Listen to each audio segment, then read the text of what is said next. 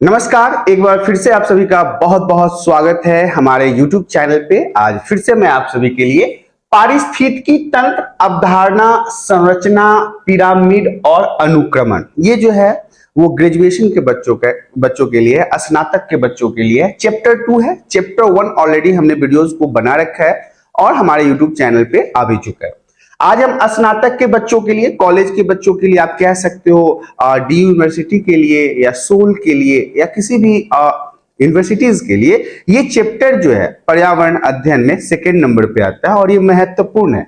Chapter का नाम है पारिस्थितिकी तंत्र। तो इस चैप्टर में मुख्य रूप से हम पारिस्थितिकी तंत्र को समझेंगे, इसके अवधारणा को समझेंगे, इसके संरचना को समझेंगे, पिरामिड और अनुक्रमण को समझेंगे। चैप्टर 2 है, स्नातक लेवल का, बहुत महत्वपूर्ण है क्योंकि इस बार के सीरीज में क्या है कि हम सोल के हो जाए या फिर डीयू के हो जाए या फिर किसी भी यूनिवर्सिटीज के हो जाए, जो ग्रेजुएशन लेवल के टॉपिक्स हैं उनको पढ़ाने वाले हैं।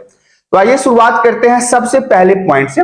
सबसे पहला पॉइंट हमारी संरचना है, मतलब हम इस चैप्टर में मुख्य रूप से संरचना से शुरू करेंगे, जिस संरचना में हमें सबसे पहले नंबर पे क्या पढ़ना है, परिचय के बारे में पढ़ना है। सबसे पहले हम यहाँ पे परिचय के बारे में जानेंगे। परिचय कहने का मतलब है कि इस चैप्टर में जितने भी पॉइंट्स को पढ़ना है उन सभी का थोड़ा सा परिचय हमें जानना जरूरी है। दूसरे नंबर पे हम इसमें पढ़ने वाले हैं कि पारिस्थितिकी तंत्र क्या होता है। पारिस्थितिकी तंत्र से आप क्या समझते हैं, इसकी अवधारणा से क्या समझते हैं, तो ये दूसरे नंबर पे आएगा। तीसरे नंबर पे हमारे पास आएगा तीसरा पॉइंट जो है, जो इस चैप्टर में पढ़ना है, पारिस्थितिकी तंत्र की संरचना कैसे होती है, कैसे इसका निर्माण होता है, पारिस्थितिकी तंत्र को बनने में किन किन प्रक्रियाओं से गुजरना होता है। और चौथे नंबर पे जो वेरी इंपॉर्टेंट है इस चैप्टर का, कि पारिस्थितिकी पिरामिड, बहुत महत्वपूर्ण है। एग्जाम में अक्सर इससे रिलेटेड प्रश्न पूछे जाते हैं कि पारिस्थितिकी पिरामिड क्या होता है। इसके डायग्राम भी है, इसको आपको डायग्राम के माध्यम से भी समझाया जाएगा। और सबसे लास्ट में जो 5वें नंबर पे है, ये है हमारे पास पारिस्थितिकी वंशाक्रम। ये भी महत्वपूर्ण है। अगर पिरामिड को आपने समझ लिया तो आपको पारिस्थितिकी वंशक्रम भी समझ में आ जाएगा। तो मुख्य रूप से 5 पॉइंट्स हैं हमारे पास यहाँ पे, और इन पांचों पॉइंट्स को आपको संरचना के अंदर बड़े ही ध्यान से समझना है, बड़े ही इत्मीनान से समझना है, ताकि ये चैप्टर जो है, जैसे कि पहला चैप्टर जो था वो बहुत ही आसानी से आपको समझ में आ गया। हालांकि चैप्टर वो आसान भी था, उसमें सिर्फ और सिर्फ शुरुआती चीजें हमको पढ़नी थी। तो अब यहाँ पे इन पांचों चीजों को हमें पढ़ना है और इस चैप्टर में मुख्य रूप से इन्हीं पांचों के बारे में आपको जानकारी भी दिया जाएगा। अगले स्लाइड में सबसे पहले हम शुरुआत करेंगे परिचय से। हम इस चैप्टर के परिचय के बारे में जान लेते हैं। देखिए, हमारे पास है कि हम इस दुनिया में अकेले नहीं हैं। हम सभी को पता है कि क्या इस पृथ्वी पे हम अकेले निवास करते हैं? नहीं, हमारे साथ साथ और भी कई सारे जीव हैं, जैव घटक है, अजैव घटक है, पेड़ पौधे, कीड़े मकोड़े, इंसान, जानवर, पशु पक्षी, सभी चीजें। तो हम इस दुनिया में अकेले नहीं हैं। हम अपने संसाधनों को अन्य जैविक घटक के साथ साझा करते हैं। हमारे आसपास निर्जीव वस्तुएं भी हैं। अपने पूरे जीवन काल में हम अन्य जीवित प्राणी और निर्जीव वस्तुओं के साथ परस्पर क्रिया करते रहते हैं और पारिस्थितिकी तंत्र के हिस्से के रूप में कार्य करते हैं। अब यहाँ पे समझने वाली क्या बात है कि पूरे पृथ्वी की अगर हम बात करें तो इस पे हम सिंगल हम ही नहीं है, हम अकेले ऐसे व्यक्ति नहीं है जो इस पूरे पृथ्वी पे रहते हैं। इस पृथ्वी पे कहा गया है कि कई प्रकार के जैविक घटक और अजैविक घटक दोनों रहते हैं, और हम इंसान हो जाए या मनुष्य हो जाए, पूरे जीवन काल में, होल लाइफ में इन्हीं जीवित प्राणी और निर्जीव, मतलब दोनों कह सकते हैं। हम ये नहीं कह सकते कि हमारा काम जो है वो सिर्फ और सिर्फ जीवित प्राणी के साथ होता है। नहीं, हमारा जो जीवन है वो निर्जीव वस्तुओं पर भी निर्भर करता है। हम निर्जीव वस्तुओं के साथ भी परस्पर क्रियाएं करते रहते हैं और इस तरह से हम पारिस्थितिकी तंत्र के हिस्से के रूप में काम करते हैं। हम मनुष्य, हम जीव जंतु, हम पशु पक्षी, पेड़ पौधे, जीव निर्जीव जितने भी हैं, सब कहीं ना कहीं आपस में एक दूसरे से क्रियाएं करती है। इसी के साथ साथ पारिस्थितिकी तंत्र का निर्माण होता है। आप ये भी समझ लो कि पारिस्थितिकी तंत्र के निर्माण के लिए जैव घटक, अजैव घटक दोनों का साथ में परस्पर क्रिया करना आवश्यक है। देखिए, इसमें निर्जीव वस्तुएं भी आती है, इसमें सजीव वस्तुएं भी आती है। तो पूरे जीवन काल में अपने पूरे होल लाइफ में हम अन्य जीवित प्राणी और निर्जीव वस्तुओं के साथ परस्पर क्रियाएं करते रहते हैं, उनके साथ हमारा जीवन साझा होता रहता है और यही क्या करता है, पारिस्थितिकी तंत्र का निर्माण करता है और इसके हिस्से के रूप में हम पृथ्वी पर रहने वाले जीव जंतु उससे जुड़े होते हैं। नेक्स्ट स्लाइड में हमारे पास है कि पारिस्थितिकी तंत्र के अध्ययन में परितंत्र की संरचना, विनियमन और परितंत्र में कार्य करने वाले प्रत्येक घटक की भूमिका एक पूरा विश्लेषण शामिल है। एक बार जब हम इसे विस्तार से जान लेते हैं तो पारिस्थितिकी तंत्र का अध्ययन और पर्यावरण के संतुलन के लिए परितंत्र के महत्व को आसानी से समझा जा सकेगा। देखिए, अभी हम परिचय के बारे में बात कर रहे हैं और परिचय में हमें और क्या क्या जानना है कि पहला टॉपिक ही हमारा पारिस्थितिकी तंत्र था। आपको मैंने बताया था कि पहले स्लाइड में ही हमने आपको बताया था कि हमें पारिस्थितिकी तंत्र के बारे में पढ़ना है। तो पारिस्थितिकी तंत्र के अध्ययन में पूरा परितंत्र मतलब पूरा इकोसिस्टम, चाहे वो कीड़े मकोड़े, जीव जंतु, पशु पक्षी, जो भी हो, मनुष्य तक, ये पूरा परितंत्र की जो संरचना है, जो निर्माण है, इसके कार्य करने वाले जो प्रत्येक घटक हैं, जो हर एक फैक्टर है, क्योंकि परितंत्र में तो बहुत सारी चीजें आती है ना, इकोसिस्टम में बहुत सारी चीजें एक दूसरे के ऊपर निर्भर होता है, तो इसका पूरा विश्लेषण इसमें शामिल है। परितंत्र में, पारिस्थितिकी तंत्र में परितंत्र का पूरा विश्लेषण शामिल होता है। एक बार जब हम इसे विस्तार से समझ लेते हैं या विस्तार से पढ़ लेते हैं, विस्तार से जान लेते हैं, तो सबसे ज्यादा हमें फायदा कहां करता है, पारिस्थितिकी तंत्र को समझने में। पर्यावरण के संतुलन के लिए यह परितंत्र के महत्व को आसानी से बताता है। हमारे इन्वायरमेंट को, हमारे पर्यावरण को बैलेंस करने के लिए सबसे बड़ा अच्छा उदाहरण परितंत्र है और परितंत्र को आपने समझ लिया तो आपने फिर पारिस्थितिकी तंत्र को भी समझ लिया। दोनों को समझने में आपको यहां पे आसानी होगा।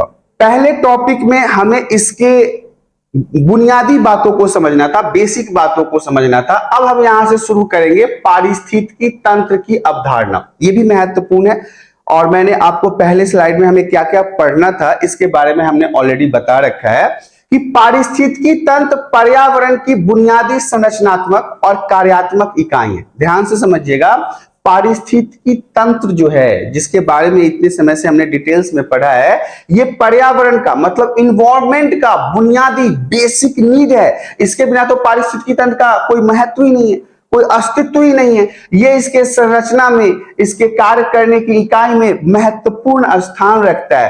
प्रकृति में सजीव और निर्जीव दोनों घटक है। हमें पता है कि हमारे वातावरण में मतलब सजीव भी हैं, निर्जीव भी हैं और ये दोनों इंपॉर्टेंट हैं क्योंकि ये दोनों पर्यावरण के दो प्रमुख मुख्य घटक हैं जिससे हमारे पर्यावरण का संतुलन बना रहता है। हमारे पर्यावरण में पारिस्थितिकी तंत्र का निर्माण होता है। तो देखिए, सजीव और निर्जीव दोनों घटक है जब एक दूसरे के साथ मिलकर एक स्थिर सजीव समुदाय की स्थापना करते हैं।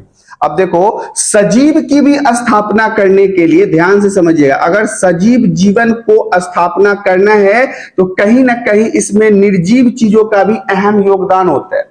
यहां पे आप ध्यान से समझिए कि ये सजीव और निर्जीव दोनों घटक मिलकर क्या करते हैं, एक स्थिर सजीव समुदाय की स्थापना करते हैं। एक ऐसे समुदाय की स्थापना करते हैं जो सजीव होता है, तो इसे क्या कहते हैं, परितंत्र कहते हैं। परितंत्र में अक्सर आपने देखा होगा कि वही चीजें आपको देखने को मिलेगा जो सजीव है, क्योंकि इसमें घास से लेके पेड़ पौधे से लेके चीता, बाघ, शेर, हाथी, इंसान सभी आते हैं।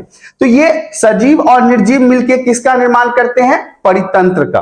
और परितंत्र जो है वो हमारे पारिस्थितिकी तंत्र को मतलब डिस्क्राइब करता है, बताता है। अर्थात इन सभी सजीव और निर्जीव के बीच किसी न किसी चीज का निरंतर आदान प्रदान होता रहता है। ध्यान से समझिएगा, चाहे वो सजीव हो या फिर वो निर्जीव हो, सजीव निर्जीव के बिना नहीं चल सकता और निर्जीव जो है वो सजीव के बिना नहीं चल सकता। तो आप कह सकते हैं ये दोनों एक दूसरे के पूरक हैं, मतलब एक ही सिक्के के ये दो पहलू हैं और दोनों का महत्व पर्यावरण के बैलेंस होने में, संतुलन होने में बहुत ही अहम योगदान रखता है। निरंतर आदान प्रदान इनके बीच में होता रहता है। किसके बीच में, परितंत्र को बैलेंस करने के लिए, संतुलित रखने के लिए सजीव और निर्जीव के बीच निरंतर एक दूसरे से एक्सपोर्ट इंपोर्ट होता रहता है, जिसे हम क्या कहते हैं, परितंत्र कहते हैं। और इसी परितंत्र के निर्माण के बाद एक मतलब सजीव का, आप कह सकते हैं स्थिर सजीव समुदाय का भी निर्माण होता है। जैविक घटक के बिना एक पारिस्थितिकी तंत्र की स्थापना संभव नहीं है। ध्यान से समझिएगा, मैंने आपको पहले भी बताया है कि जैविक घटक के बिना एक पारिस्थितिकी तंत्र की स्थापना संभव नहीं है। हालांकि हमारे पारिस्थितिकी तंत्र में हमने आपको इससे पहले परितंत्र के बारे में समझाया था, जिसमें मैंने आपको साफ साफ बताया एक परितंत्र को बैलेंस करने के लिए या एक परितंत्र के निर्माण के लिए सजीव और निर्जीव दोनों चीजें आती है, जैविक और अजैविक घटक दोनों आती है। लेकिन यहाँ पे बताया गया है कि जैविक घटक के बिना आप यहाँ पे पारिस्थितिकी तंत्र की स्थापना ही नहीं कर सकते, क्योंकि पारिस्थितिकी तंत्र का ही एक हिस्सा परितंत्र भी होता है। और पारिस्थितिकी तंत्र के बिना जैविक घटक भी संभव नहीं है। यहां पे ध्यान से समझिएगा कि जैविक घटक के बिना पारिस्थितिकी तंत्र का निर्माण नहीं हो सकता, वैसे ही यहां पे जैविक घटक भी संभव नहीं है। अगर पारिस्थितिकी तंत्र नहीं है तो जैविक घटक का भी कोई महत्व नहीं है। दोनों एक सिक्के के दो पहलू हैं, एक दूसरे के पूरक हैं, या फिर कह सकते हैं एक दूसरे के बहुत अधिक पूरक हैं। मैंने आपको ये बातें बता रखा है।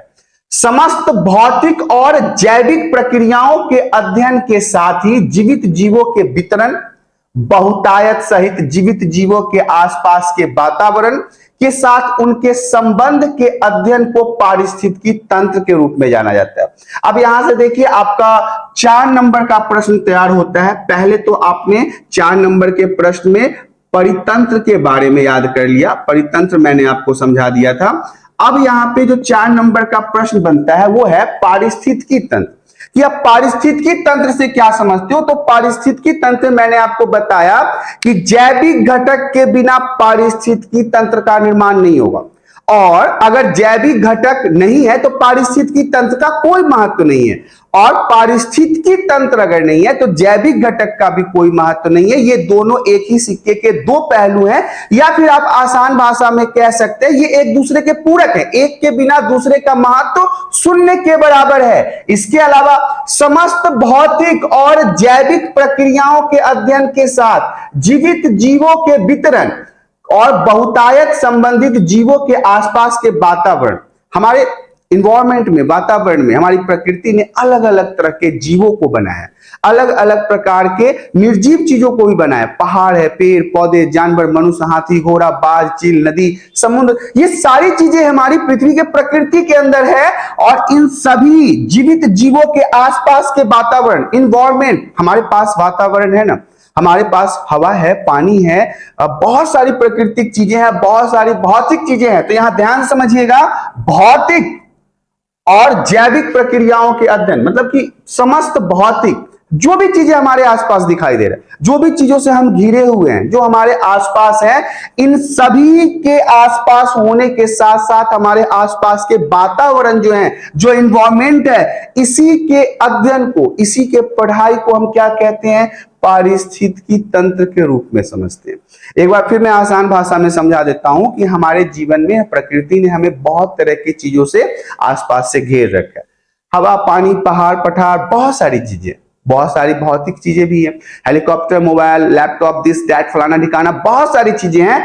इन सभी चीजों के अध्ययन जो हम करते हैं, हमारे वातावरण में जो हमारे आसपास प्रकृति ने दे रखा है या फिर भौतिक चीजें हैं, इन सभी के अध्ययन को हम क्या कहते हैं, पारिस्थितिकी तंत्र के रूप में हम इसे जानते हैं। और इस तरह से आपका 4 नंबर का प्रश्न यहां भी तैयार हो गया। सरल शब्दों में मतलब कि आसान भाषा में, बहुत ही इजी लैंग्वेज में अगर आप कहें, यदि भौतिक या अजैविक कारकों में कोई पर्यावरणीय परिवर्तन होता है तो वो बदले में उस विशेष क्षेत्र में मौजूद पौधे और जानवर जो होते हैं या पौधे जो होते हैं, दोनों के जीवों के प्रकार की संख्या भी बदलते हैं।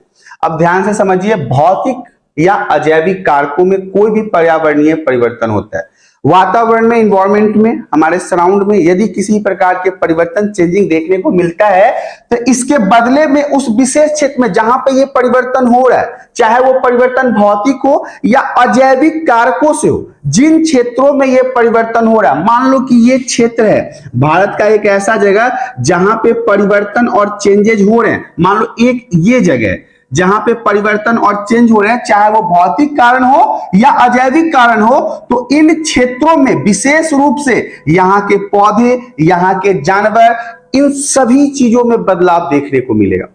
यहाँ पे रहने वाले जितने भी जीव जंतु हैं, इन सभी में आपको परिवर्तन देखने को मिलेगा। तो आसान भाषा में आप समझ लीजिए कि पारिस्थितिकी तंत्र जो है वो अध्ययन किस चीज का करवाता है। किसी विशेष क्षेत्र में यदि किसी कारण से परिवर्तन होता है तो इसके अध्ययन को भी हम पारिस्थितिकी तंत्र के रूप में जानते हैं। पारिस्थितिकी तंत्र प्रकृति में बहुत जटिल होता है। ध्यान से समझिएगा कि पारिस्थितिकी तंत्र प्रकृति में बहुत जटिल है और मनुष्य भी पारिस्थितिकी तंत्र का एक हिस्सा है। मैंने शुरुआत से ही आपको बताया था कि मनुष्य हो, जीव जंतु हो, हाथी घोड़ा ऊंट, जो मतलब सजीव है हमारे सराउंड में, वो पारिस्थितिकी तंत्र का एक हिस्सा है। पारिस्थितिकी तंत्र का विषय ऊर्जा प्रवाह से, ट्रांसफर ऑफ एनर्जी, ऊर्जा के प्रवाह से है। ध्यान से समझिएगा कि पारिस्थितिकी तंत्र का विषय जो है, सब्जेक्ट जो है, वो ऊर्जा प्रवाह से, ऊर्जा निर्भरता के साथ साथ पारिस्थितिकी तंत्र के जैविक और भौतिक घटकों के बीच में ऊर्जा हस्तांतरण के कारण पारिस्थितिकी तंत्र का निर्वाह संभव है।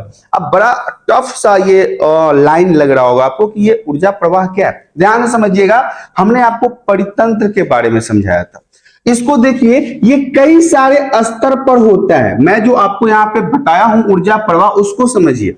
सबसे निचले स्तर पे क्या होता है? घास फूस होता है।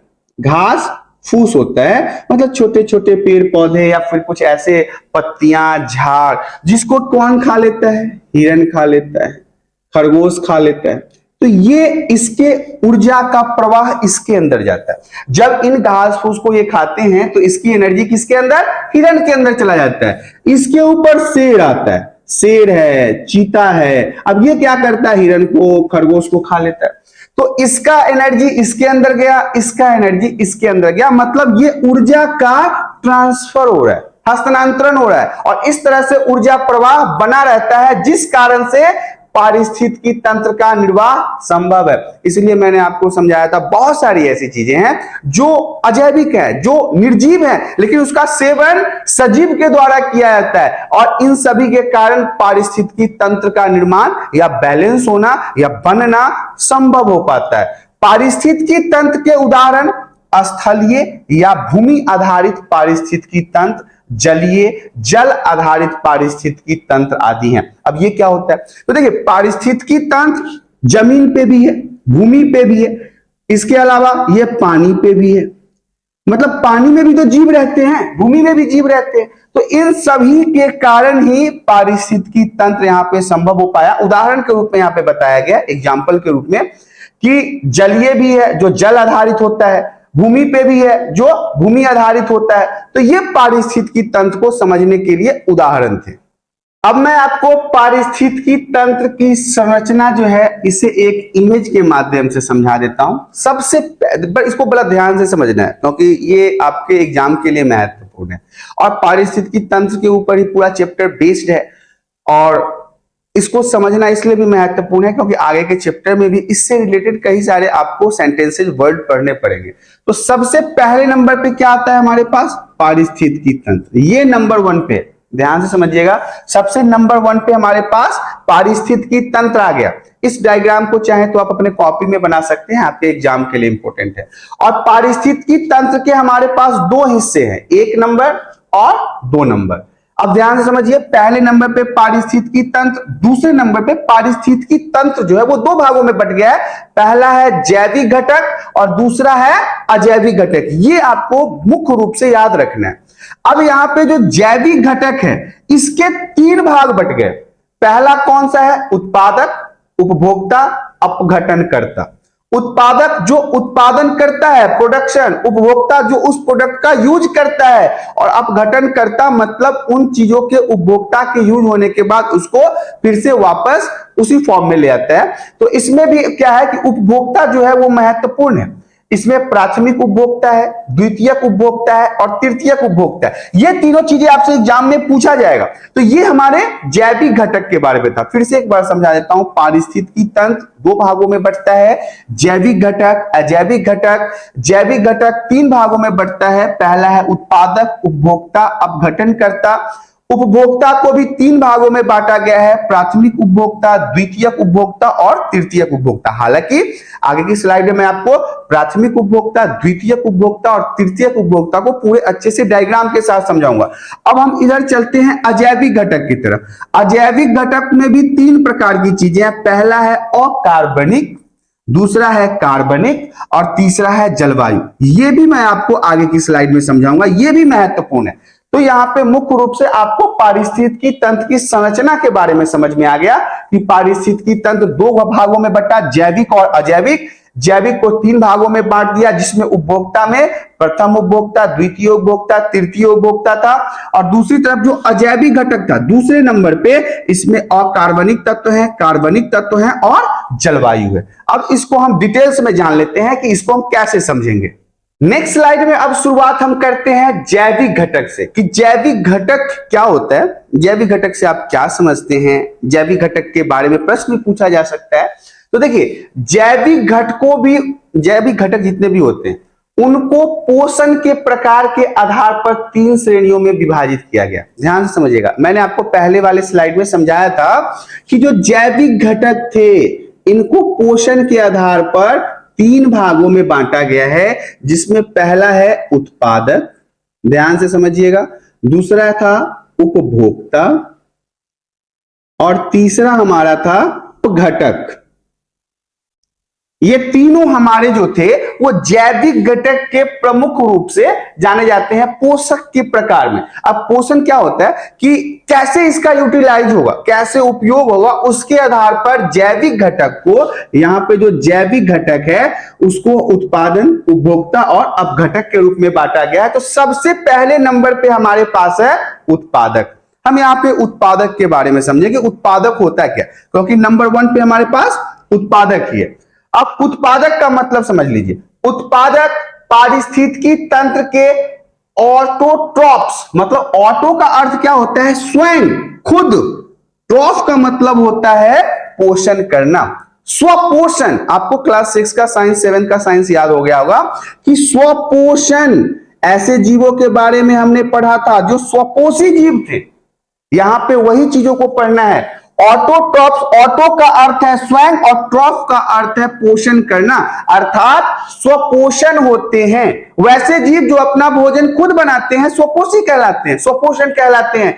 हरे पौधे, हरे सूक्ष्म जीव जो सूर्य के प्रकाश की उपस्थिति में कार्बन डाइऑक्साइड और जल का उपयोग करके उसमें मौजूद प्रकाश संश्लेषण की क्रिया, फोटोसिंथेसिस, याद है ना, फोटोसिंथेसिस किसे कहते हैं, प्रकाश संश्लेषण किसे कहते हैं, जिसमें हरे पेड़ पौधे, हरे सूक्ष्म जीव सूर्य के प्रकाश की उपस्थिति में जल को साथ में लेके अपना भोजन स्वयं बनाते हैं, फोटोसिंथेसिस या प्रकाश संश्लेषण कहलाता है। जिसमें सामान्य रूप से क्लोरोफिल का बहुत महत्वपूर्ण स्थान है, क्योंकि यही वो क्लोरोफिल है जिसके कारण पेड़ पौधे की पत्तियां हरी दिखाई देती है। इसकी मदद से क्या करते हैं, वो अपना भोजन सामग्री बना सकते हैं। हम मनुष्य भी अपना खाना बनाते हैं ना, आटा, चावल, गेहूं, आलू, गोभी, जो भी है, ऐसे ही पेड़ पौधे क्या करते हैं, सूर्य की उपस्थिति में क्लोरोफिल के साथ मिलके जल की अवस्था को लेके अपना भोजन स्वयं बनाते हैं। और ये जितने भी हरे पेड़ पौधे हैं वो क्या कहलाते हैं, ऑटोट्रॉप्स। और ऑटोट्रॉप्स का मतलब क्या होता है, स्वपोषण करने वाले जीव, अर्थात जो जीव जंतु पेड़ पौधे अपना भोजन स्वयं बनाते हैं वो ऑटोट्रॉप्स, स्वपोषण कहलाते हैं।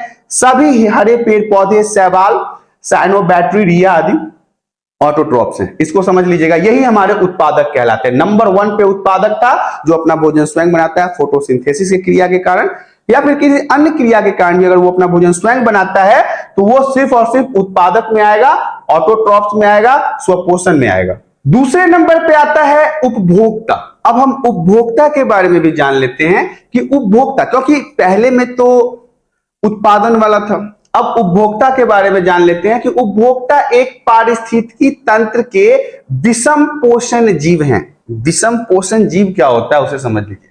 सभी जीव जो भोजन के लिए या ऊर्जा प्राप्त करने के लिए दूसरे जीवों पर निर्भर रहते हैं उनको है उपभोक्ता कहते हैं। ध्यान से समझिए कि बहुत सारे ऐसे जीव हैं। हम मनुष्य की ही बात कर लो, हम इंसान की अगर हम बात कर लें तो क्या हम दूसरे जीवों पर निर्भर नहीं रहते हैं? हमारे पास मांसाहारी लोग भी हैं, शाकाहारी लोग भी हैं। कुछ लोग जो हैं वो चिकन खाते हैं, मटन खाते हैं, फिश खाते हैं, एग खाते हैं। कुछ लोग जो हैं वो पनीर खाते हैं। लेकिन पनीर खाने वाले भी लोग तो दूसरे जीवों के ऊपर निर्भर है। किसके ऊपर? गाय भैंसों के ऊपर, क्योंकि उन्हीं के दूध से पनीर दही जो भी बनता है। तो ऐसे जीव जंतु जो अपने ऊर्जा को प्राप्त करने के लिए, अपने भोजन को प्राप्त करने के लिए दूसरे जीवों के ऊपर निर्भर रहते हैं, ऐसे जीवों को हम क्या कहते हैं? उपभोक्ता। जो दूसरे नंबर पे आता है उपभोक्ता क्या है?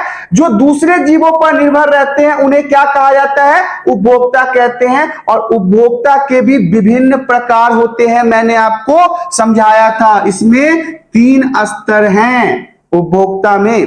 कौन कौन से? प्राथमिक उपभोक्ता, द्वितीयक उपभोक्ता और तृतीयक उपभोक्ता। और मैंने आपको बताया था कि आगे वाले स्लाइड में मैं इन्हें बड़े डिटेल्स में इमेज के साथ समझाऊंगा, डायग्राम के साथ समझाऊंगा। तो यहां पे तो आपको दूसरा पॉइंट जो उपभोक्ता था वो समझ में आ गया। अब दूसरे पॉइंट में उपभोक्ता के अंदर जो प्राथमिक उपभोक्ता है, या फिर इसे शाकाहारी भी कह सकते हो, ध्यान से समझना, प्राथमिक उपभोक्ता को ही हम शाकाहारी भी कहते हैं। तो आइए अब हम प्राथमिक उपभोक्ता और शाकाहारी को समझ लेते हैं। सभी जीव जो स्वपोषण पौधों को सीधे खाते हैं, सभी जीव, जितने भी जीव हैं जो स्वपोषण करने वाले पौधों को सीधे खाते हैं। सीधा करके खाने का मतलब ये नहीं है कि वो गिरा हुआ है तो उसको सीधा करके खाना, नहीं। डायरेक्टली जो पौधों को खाते हैं वे कोई जानवर को नहीं खा सकते हैं। ये जो प्राथमिक उपभोक्ता होते हैं किसी दूसरे जीव को नहीं खाते, किसी दूसरे जानवर को नहीं खाते। ये सीधे किसको खाते हैं? पौधों को खाते हैं। जिसे जैसे टिड्डे, अब कौन कौन से? अब टिड्डे को देखो, खरगोश को देखो, बकरी को देखो, हिरन वगैरह को देख लो। ये सब वो जीव जंतु हैं जो पेड़ पौधे खाते हैं, पत्तियां खाते हैं, शुद्ध शाकाहारी होते हैं। कभी भी टिड्डे को मांस खाते हुए देखा है? कभी खरगोश को मांस खाते हुए देखा है? कभी बकरी को, चिकन को खाते हुए देखा है? नहीं। ये सब क्या है? शाकाहारी है, शुद्ध शाकाहारी। इसलिए प्राथमिक उपभोक्ता है या फिर इन्हें शाकाहारी कहा जाता है। ये स्वपोषण करने वाले पेड़ पौधों के पत्तियों को या पेड़ पौधों को या झाड़ को सीधे खाते हैं। इसीलिए इन्हें हम क्या कहते हैं? प्राथमिक उपभोक्ता या शाकाहारी कहते हैं। अब प्राथमिक उपभोक्ता के बाद सबसे महत्वपूर्ण बात ये थी कि मैं आपको इमेज के माध्यम से प्राथमिक उपभोक्ता, द्वितीयक उपभोक्ता और तृतीयक उपभोक्ता के बारे में बता दूं, ताकि आपके मन में जो कंफ्यूजन है वो कंफ्यूजन ना रहे, ताकि आप इन चीजों को बड़े ही आसान भाषा में समझ सके। तो देखिए यहाँ पे मैंने 3 स्तर की चीजों को लिया है। सबसे पहले मैं स्तर बांट देता हूं। ये हमारा स्तर 1 है, ये हमारा स्तर 2 है और नीचे वाला जो है वो स्तर 3 है। मैं लिख देता हूं, स्तर 3 है ये स्तर 2 है हमारे पास और ये स्तर 1 है हमारे पास। स्तर 1 कहने का मतलब ये है कि प्राथमिक उपभोक्ता है, ये शाकाहारी हैं।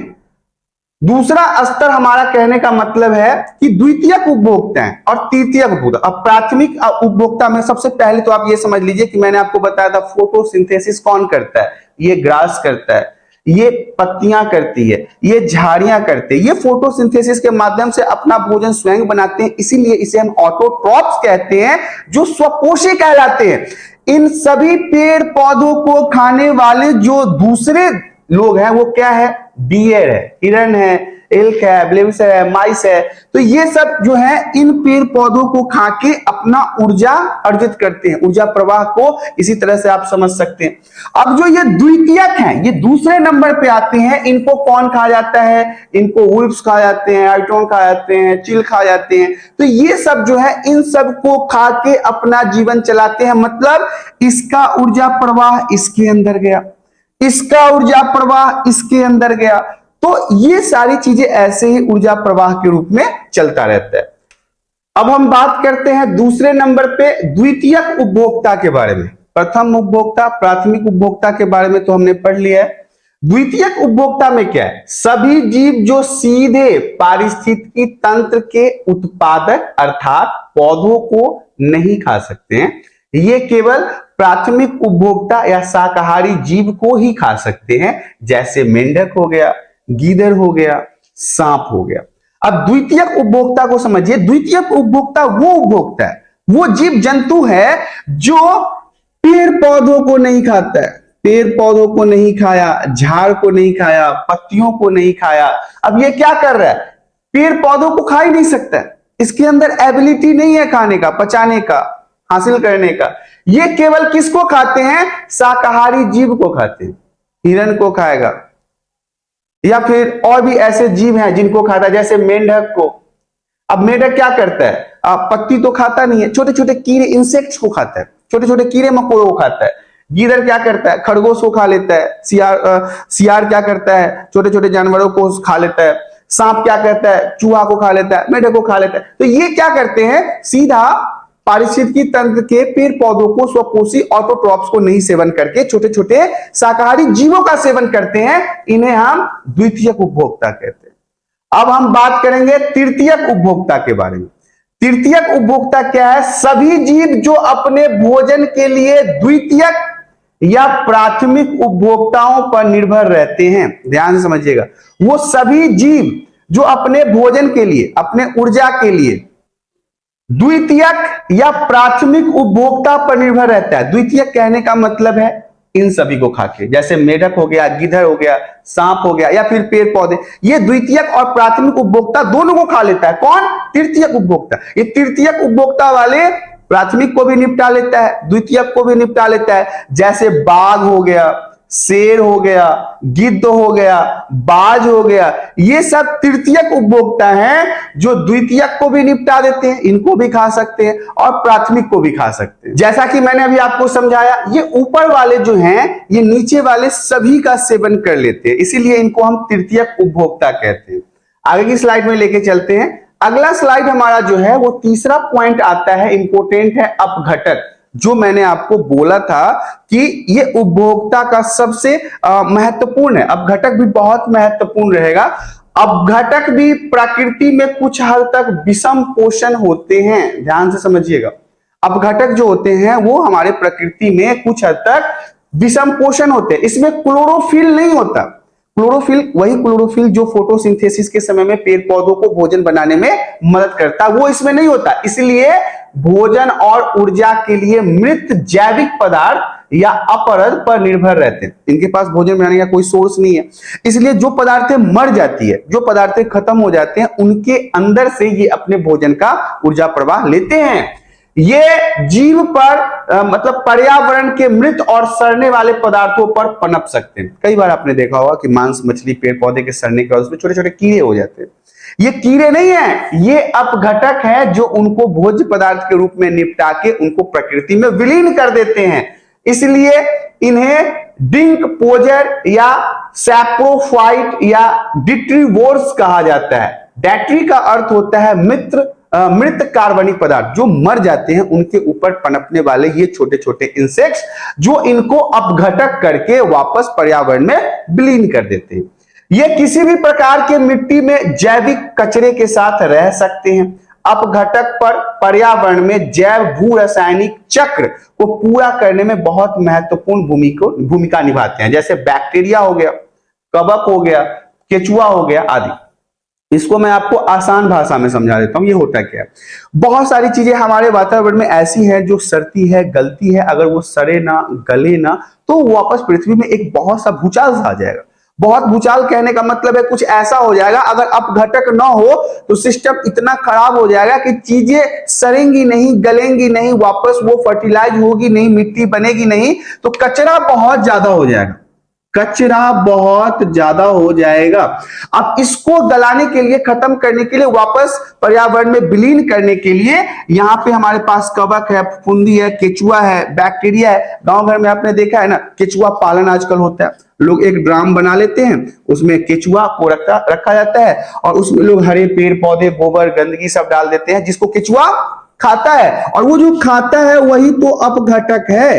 वो जो खा के वापस उसे मिट्टी बना देता है वही अपघटक है।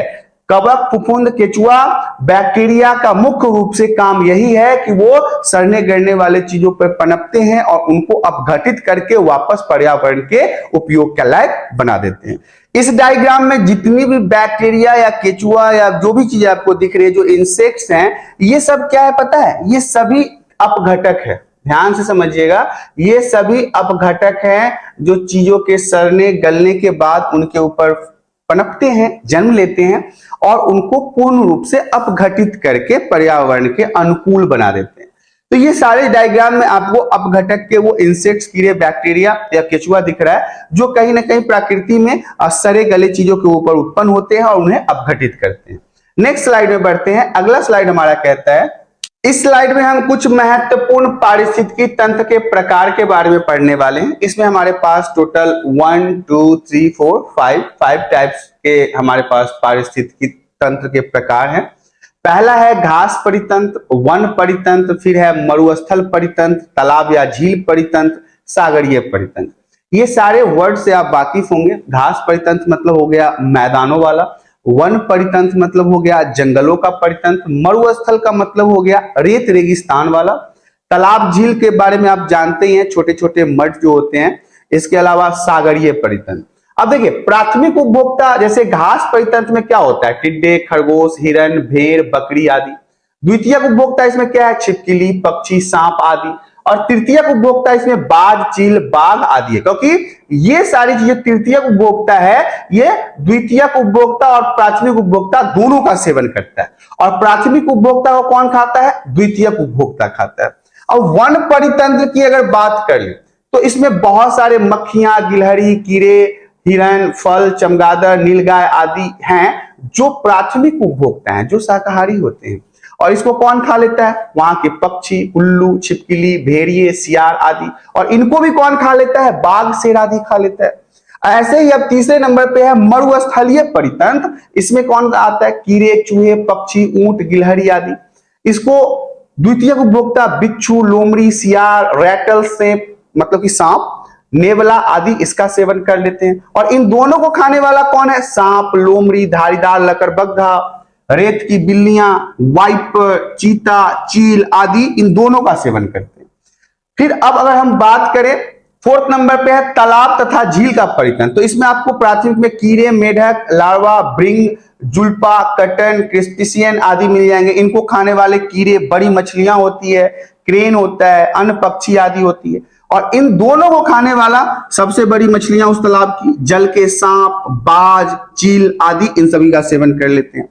पांचवें नंबर पे है सागरीय परितंत्र। इसमें जुल्पा, कटन, क्रेस्पियन, छोटी मछलियां आदि प्राथमिक उपभोक्ताओं में आते हैं, मतलब ये सबसे छोटे में है। इसको कौन खाता है? बड़ी मछलियां खाते हैं, मैंकरल आदि खाते हैं। और इन दोनों को खाने वाला कौन है? विशाल मांसाहारी मछलियां।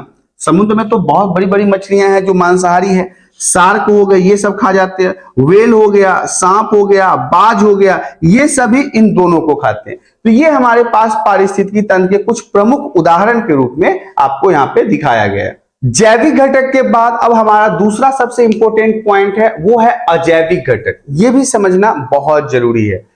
ये प्रकृति जिसमें कि बर्फ, जल, नमी में पाए जाने वाले ठोस, तरल या गैस के रूप में निर्जीव कारक है, फैक्टर है। देखिए, ये प्रकृति में कैसे पाए जाते हैं? बर्फ के रूप में, जल के रूप में, नमी के रूप में पाए जाने वाले ठोस, तरल या गैस के रूप में निर्जीव कारक है, मतलब ये निर्जीव अवस्था में पाए जाते हैं। उन्हें दो प्रकार में वर्गीकृत किया जा सकता है। अब देखिए, ये जो अजैविक घटक हैं, इन्हें मुख्य रूप से दो प्रकार से हम अलग अलग भागों में बांट सकते हैं। पहला क्या है? जलवायु कारक है। दूसरा क्या है? मृदा कारक है। तो सबसे पहले हम जलवायु कारक को समझ लेते हैं, जैसे कि प्रकाश हो गया, तापमान, टेम्परेचर हो गया, आर्द्रता हो गया, वर्षा हो गया, ये सब कैसे हैं? जलवायु कारक में आते हैं। दूसरा हमारा है मृदा कारक। तो ये मिट्टी हो गया, मिट्टी के कार्बनिक और अकार्बनिक घटक हो गए, सबस्ट्रेम आदि हो गए। तो यहाँ पे जो अजैविक घटक हैं ये प्रकृति में पाए जाने वाले ठोस, तरल और गैस के रूप में निर्जीव कारक होते हैं जिसमें जान नहीं होता, और इन्हें भी दो भागों में बांटा गया है, जलवायु कारक और मृदा कारक। जलवायु कारक के उदाहरण भी आपको समझ में आ गया और मृदा कारक के भी उदाहरण आपको समझ में आ गया। अब हमारा नेक्स्ट स्लाइड कहता है जलवायु कारक। अभी तक आपने जितने भी टॉपिक्स पढ़े हैं इस चैप्टर में वो सारे महत्वपूर्ण हैं और सारे टॉपिक्स को आपको बड़े ही ध्यान से करना है। अब इस चैप्टर में जो अगला टॉपिक है वो हमारे पास है जलवायु कारक। मतलब कि जलवायु कारक में सबसे महत्वपूर्ण जो है वो प्रकाश होता है। जलवायु कारक में याद रखिएगा, जलवायु जो है वो हमारे भारत के अंदर कई अलग अलग जगहों पे अलग अलग तरीकों से पाया जाता है। ये सब चीज आपको पहले से पता है, क्योंकि हमारा भारत जो है वो विविधताओं का देश है। यहाँ पे कई प्रकार की जलवायु पाई जाती है। हमारे यहाँ ठंडा भी है, हमारे यहाँ गर्म भी है। ये जलवायु वैसे ही है जैसे हमारे यहाँ एक गाना है, छन छन बदले तोहरो मिजाज रजो, तो वही है। तो जलवायु परिवर्तन में ना, या फिर जलवायु कारक, ये जो फैक्टर है इसमें प्रकाश जो है, लाइट जो है, बहुत महत्वपूर्ण है, क्योंकि यह सभी जीवित जीव, उत्पादों, उपभोक्ता, साथ ही साथ अपघटक के लिए एक आवश्यक कारक है। ध्यान से समझिएगा, हमने पहले भी आप लोगों को समझा रखा है कि उत्पाद क्या है, उपभोक्ता क्या है और अपघटक क्या है। इसके पहले वाले स्लाइड में हमने इन सभी चीजों के बारे में चर्चा किया था। तो यहाँ पे जो लाइट है, जो प्रकाश है, जो रोशनी है, अब प्रकाश का मुख्य सोर्स क्या है? तो आप सभी को पता है कि हमारे पृथ्वी के ऊपर सोर्स ऑफ लाइट जो है वो सन है, सूर्य है। यही तो हमारा मतलब कि सबसे लाइटिंग का सोर्स है, प्रकाश का सोर्स है। तो यहां पे आपको ध्यान रखना है कि जितने भी उत्पादक हैं, जितने भी उपभोक्ता हैं, या फिर जितने भी अपघटक हैं, इनके लिए लाइट बहुत ही आवश्यक होता है। अब देखिए, मैंने आपको बताया था कि सूर्य ही जो है वो सोर्स ऑफ लाइट है। तो सूर्य के प्रकाश की उपस्थिति में जब प्रेजेंट होता है सूर्य की लाइट, तो पौधे क्या करते हैं? अपने खाद्य सामग्री तैयार कर सकते हैं। पौधे जो भोजन तैयार करते हैं या फिर पौधे अपने लिए जो खाद्य पदार्थ का निर्माण करते हैं, उसे हिंदी में प्रकाश संश्लेषण और इंग्लिश में फोटोसिंथेसिस कहते हैं। तो यह प्रक्रिया कब हो पाता है? जब सूर्य का लाइट मौजूद होता है, जो बाद में विषमपोशियों द्वारा और अंततः अपघटकों द्वारा खा ली जाती है। खाली मतलब खाया जाता है। अपघटक के लिए भी जो कीड़े मकोड़े होते हैं या जो बैक्टीरियाज होते हैं, ये अपघटक ही तो है। अपघटक के बारे में मैंने आपको बताया है। सूर्य के प्रकाश के बिना प्रकाश संश्लेषण संभव नहीं है, ये भी याद रखिएगा। विदाउट सनलाइट के फोटोसिंथेसिस पॉसिबल नहीं है। किसी भी प्रकार के पेड़ पौधे को भोजन बनाने के लिए सूर्य की प्रकाश की उपस्थिति होना बहुत जरूरी है। इस प्रकार एक पारिस्थितिकी तंत्र का सबसे जो महत्वपूर्ण अजैविक कारक है उसमें से ये एक है। प्रकाश की मात्रा के साथ साथ गुणवत्ता का विभिन्न जीवों पर अलग अलग प्रभाव पड़ता है। अब ध्यान से समझिएगा, प्रकाश की मात्रा के साथ साथ, प्रकाश की मात्रा समझते हैं, कितना प्रकाश या सूर्य की रोशनी को कोई जीव कितना एब्जॉर्ब करता है, ग्रहण करता है, उससे अलग अलग जीवों के जीवन पर भी प्रभाव पड़ता है। अब हम इसकी चर्चा आगे की स्लाइड में करेंगे, इसके बारे में हम आगे विस्तार से पढ़ने वाले हैं। अगले स्लाइड में हमारे पास एक इमेज है, एक चित्र है, जिसके माध्यम से मैं आपको समझाऊंगा कि फोटोसिंथेसिस की प्रक्रिया कैसे होता है। शायद ये चित्र आपको धुंधला लग रहा होगा, लेकिन फिर भी मैं जो समझाऊंगा उससे आपको चीजें समझ में आ जाएगी। देखिए, जमीनी स्तर पर देखिए, ये हमारे पास जमीन है, जमीन के ऊपर पेड़ पौधे हैं और सूर्य के उपस्थिति में लाइट में ये अपना भोजन तैयार कर रहा है। तो यही वो प्रक्रिया है, यही वो प्रकाश संश्लेषण की प्रक्रिया है, यही फोटोसिंथेसिस की प्रक्रिया है, जिसके दौरान हरे पेड़ पौधे अपना भोजन स्वयं बनाते हैं। तो ये प्रक्रिया जो है यही फोटोसिंथेसिस कहलाता है। इसके अलावा और भी बहुत सारी प्रक्रियाओं के बारे में इसमें बताया गया है। जैसे ये समुद्र है और समुद्र के पानी पे जब सूर्य का प्रकाश पड़ता है तो ये एवोपरेट होता है, वाष्पीकरण होता है, और वाष्पीकरण होकर फिर जाके क्या बनता है? बादलों का निर्माण करता है, और ये बादल पुनः वर्षा के रूप में हमारे धरती पे आते हैं और जल की पूर्ण पूर्ति करते हैं। तो ये डायग्राम में आपको मुख्य रूप से फोटोसिंथेसिस, वाष्पीकरण, एवोपरेशन इत्यादियों के बारे में पता चलता है। नेक्स्ट पॉइंट हमारा कहता है, पहला पॉइंट है ये कि पौधों के लिए प्रकाश का क्या महत्व है। मैंने अभी आपको बताया था फोटोसिंथेसिस या प्रकाश संश्लेषण।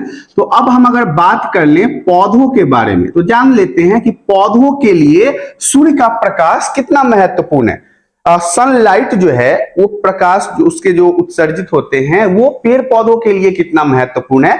तो सबसे पहले हमारा ऑप्शन क कहता है क्लोरोफिल उत्पादन। क्लोरोफिल तो बहुत महत्वपूर्ण है क्योंकि मैंने जब आपको फोटोसिंथेसिस समझाया था तो उसमें बताया था कि क्लोरोफिल की भी उपस्थिति बहुत जरूरी है पेड़ पौधों को भोजन बनाने के लिए।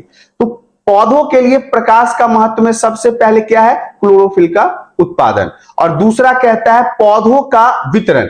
पृथ्वी पर अलग अलग प्रकार के पेड़ पौधे उगते हैं, अलग अलग प्रकार की वनस्पतियां उगती है और पौधों के जो प्रकार हैं, टाइप्स ऑफ प्लांट जो है या फिर टाइप्स ऑफ ट्रीज जो है वो सूर्य के प्रकाश की मात्रा पर निर्भर करते हैं। अब आपके मन में एक प्रश्न आ रहा होगा कि ये मात्रा क्या होता है। तो देखिए, जहां पे सूर्य का प्रकाश बहुत कम पड़ता है वहां के पेड़ पौधों के आकार जो होते हैं, साइज जो होते हैं, मोटापा जो होता है वो बहुत कम होता है, वो जल्दी विकास नहीं करते हैं। लेकिन जहां पे सूर्य के प्रकाश की उपस्थिति बहुत अच्छी होती है, पेड़ पौधों पे सूर्य के प्रकाश बहुत अच्छी तरह से पड़ते हैं, वहां पे वनस्पतियों का विकास भी बहुत ज्यादा होता है।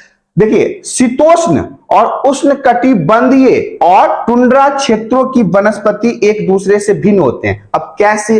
तो देखिए, शीतोष्ण उष्ण कटिबंधीय और टुंड्रा जैसे क्षेत्रों में सूर्य की प्रकाश की उपस्थिति जो है या मात्रा जो है वो बिल्कुल अलग अलग होता है और इन्हीं सूर्य के प्रकाश की उपस्थिति के अलग अलग मात्रा होने के कारण इन तीनों जगह पर वनस्पतियों का आकार प्रकार अलग अलग प्रकार का होता है। अब एक बार इस इमेज में मैं आपको फोटोसिंथेसिस प्रकाश संश्लेषण को फिर से समझा देता हूं। देख लीजिए, ये हमारा जमीन है, इसे हम मिट्टी या सॉइल कह सकते हैं। सॉइल के ऊपर पौधों का प्लांटेशन होता है और इसकी जड़ें जो होती है वो मिट्टी के नीचे होता है और इसके बाकी के भाग मिट्टी के ऊपर होते हैं।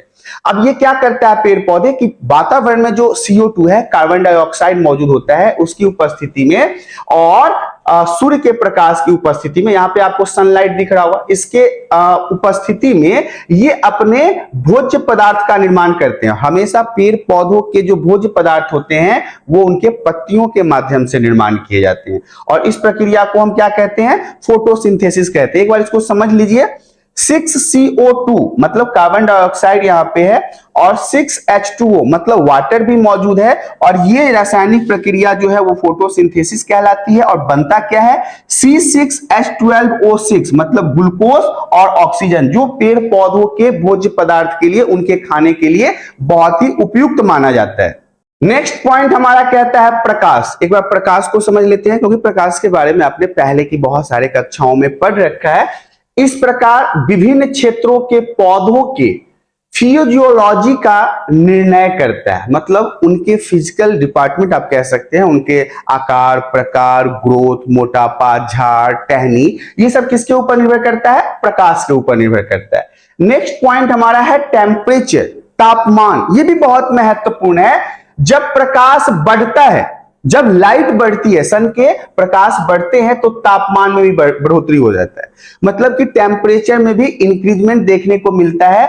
जब तापमान बढ़ता है तो पौधों में वाष्पोत्सर्जन नौ की दर बढ़ जाती है। अब वाष्पोत्सर्जन कहने का मतलब है कि एवोपरेशन, और इस प्रकार जो भूमिगत जल का अवशोषण भी बढ़ता है। जो मिट्टी के नीचे जल होता है उसे पेड़ पौधे अपने जड़ के माध्यम से खींच के एवोपरेट करते हैं। इस प्रकार से तापमान भी एक महत्वपूर्ण भूमिका निभाता है फोटोसिंथेसिस में और किसी विशेष क्षेत्र में उगने वाले पौधों के प्रकार को तय करता है। अगर टेम्परेचर ज्यादा है तो वहां के पेड़ पौधों की बनावट अलग होगी, टेम्परेचर कम है तो वहां के पेड़ पौधों की बनावट अलग होगी। तो ये सारे फैक्टर जो है वो टेम्परेचर पर भी निर्भर करता है और टेम्परेचर बढ़ता घटता कैसे है, सूर्य के प्रकाश की उपस्थिति ज्यादा होने से और सूर्य के प्रकाश की उपस्थिति कम होने से। नेक्स्ट पॉइंट हमारा कहता है रंध्र संचलन। ये भी अब महत्वपूर्ण है क्योंकि स्टोमेटल मूवमेंट होता है। ये रंध्र पौधों की पत्तियों में मौजूद होते हैं। याद रखिएगा, ये जो छोटी छोटी पत्तियां होती है पेड़ पौधों के, इसमें छोटे छोटे छिद्र होते हैं, इसी को हम रंध्र कहते हैं। ये भी इंपॉर्टेंट है। रंध्र को आपको याद रखना है, फोटोसिंथेसिस में इसका बहुत ही महत्वपूर्ण स्थान होता है।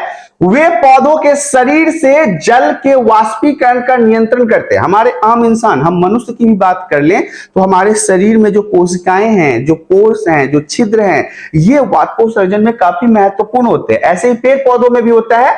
इस प्रकार रंध्र के खुलने और बंद होने से पौधों के शारीरिक स्थिति एक स्थिर अवस्था में होता है। जब ये जो रंध्र होते हैं, इनके खुलने और बंद होने से, वाष्पोत्सर्जन होने से इनकी जो शारीरिक अवस्था होती है वो स्थिर होता है। तो ये रंध्र संचयन था।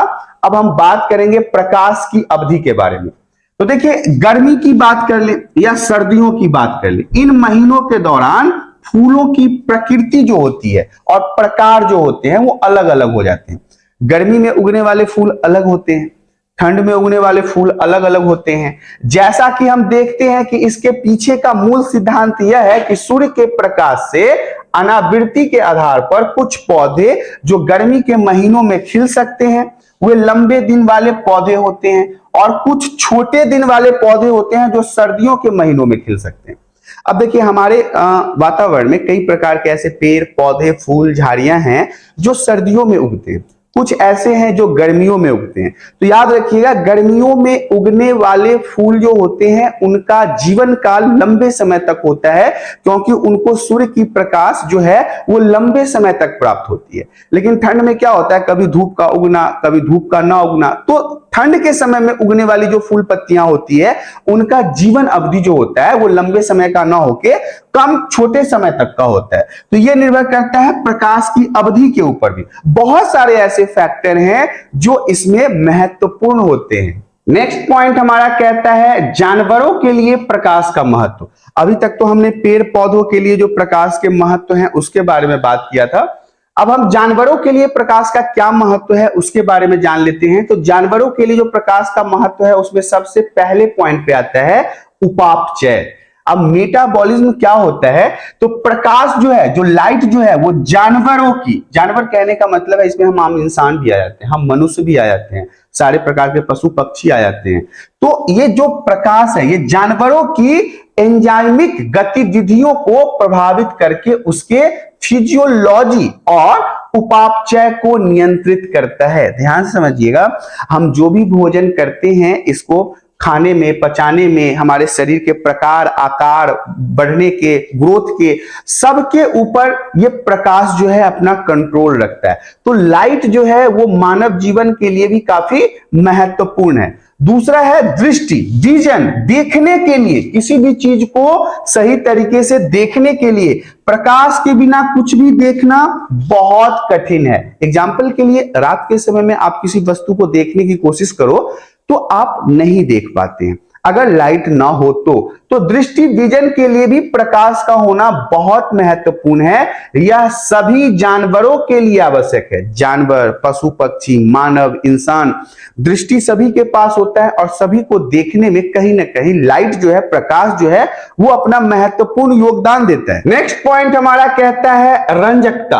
अब देखिए, पिगमेंटेशन भी बहुत महत्वपूर्ण है। त्वचा के रंग के लिए रंजकता की प्रक्रिया प्राकृतिक प्रकाश सोर्स पर ही निर्भर करता है, सोर्स पे ही निर्भर करता है।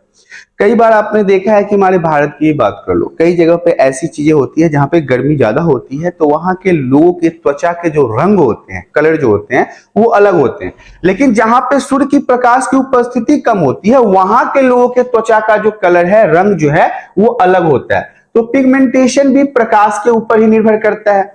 अब हम बात प्रजनन की कर ले तो अलग अलग अवधि में प्रकाश के अनावृत्ति पर विभिन्न जानवर अपनी प्रजनन गतिविधियों के लिए प्रतिक्रिया करते हैं। ये लाइट जो है, लाइट के ऊपर ही कई प्रकार की ऐसी प्रजाति है जानवरों की जो अपना प्रजनन करते हैं। प्रजनन मतलब अपने नए संतान को जन्म देते हैं। तो इसमें भी लाइट का बहुत महत्वपूर्ण स्थान है। नेक्स्ट पॉइंट हमारा कहता है सर्केडियन रिदम।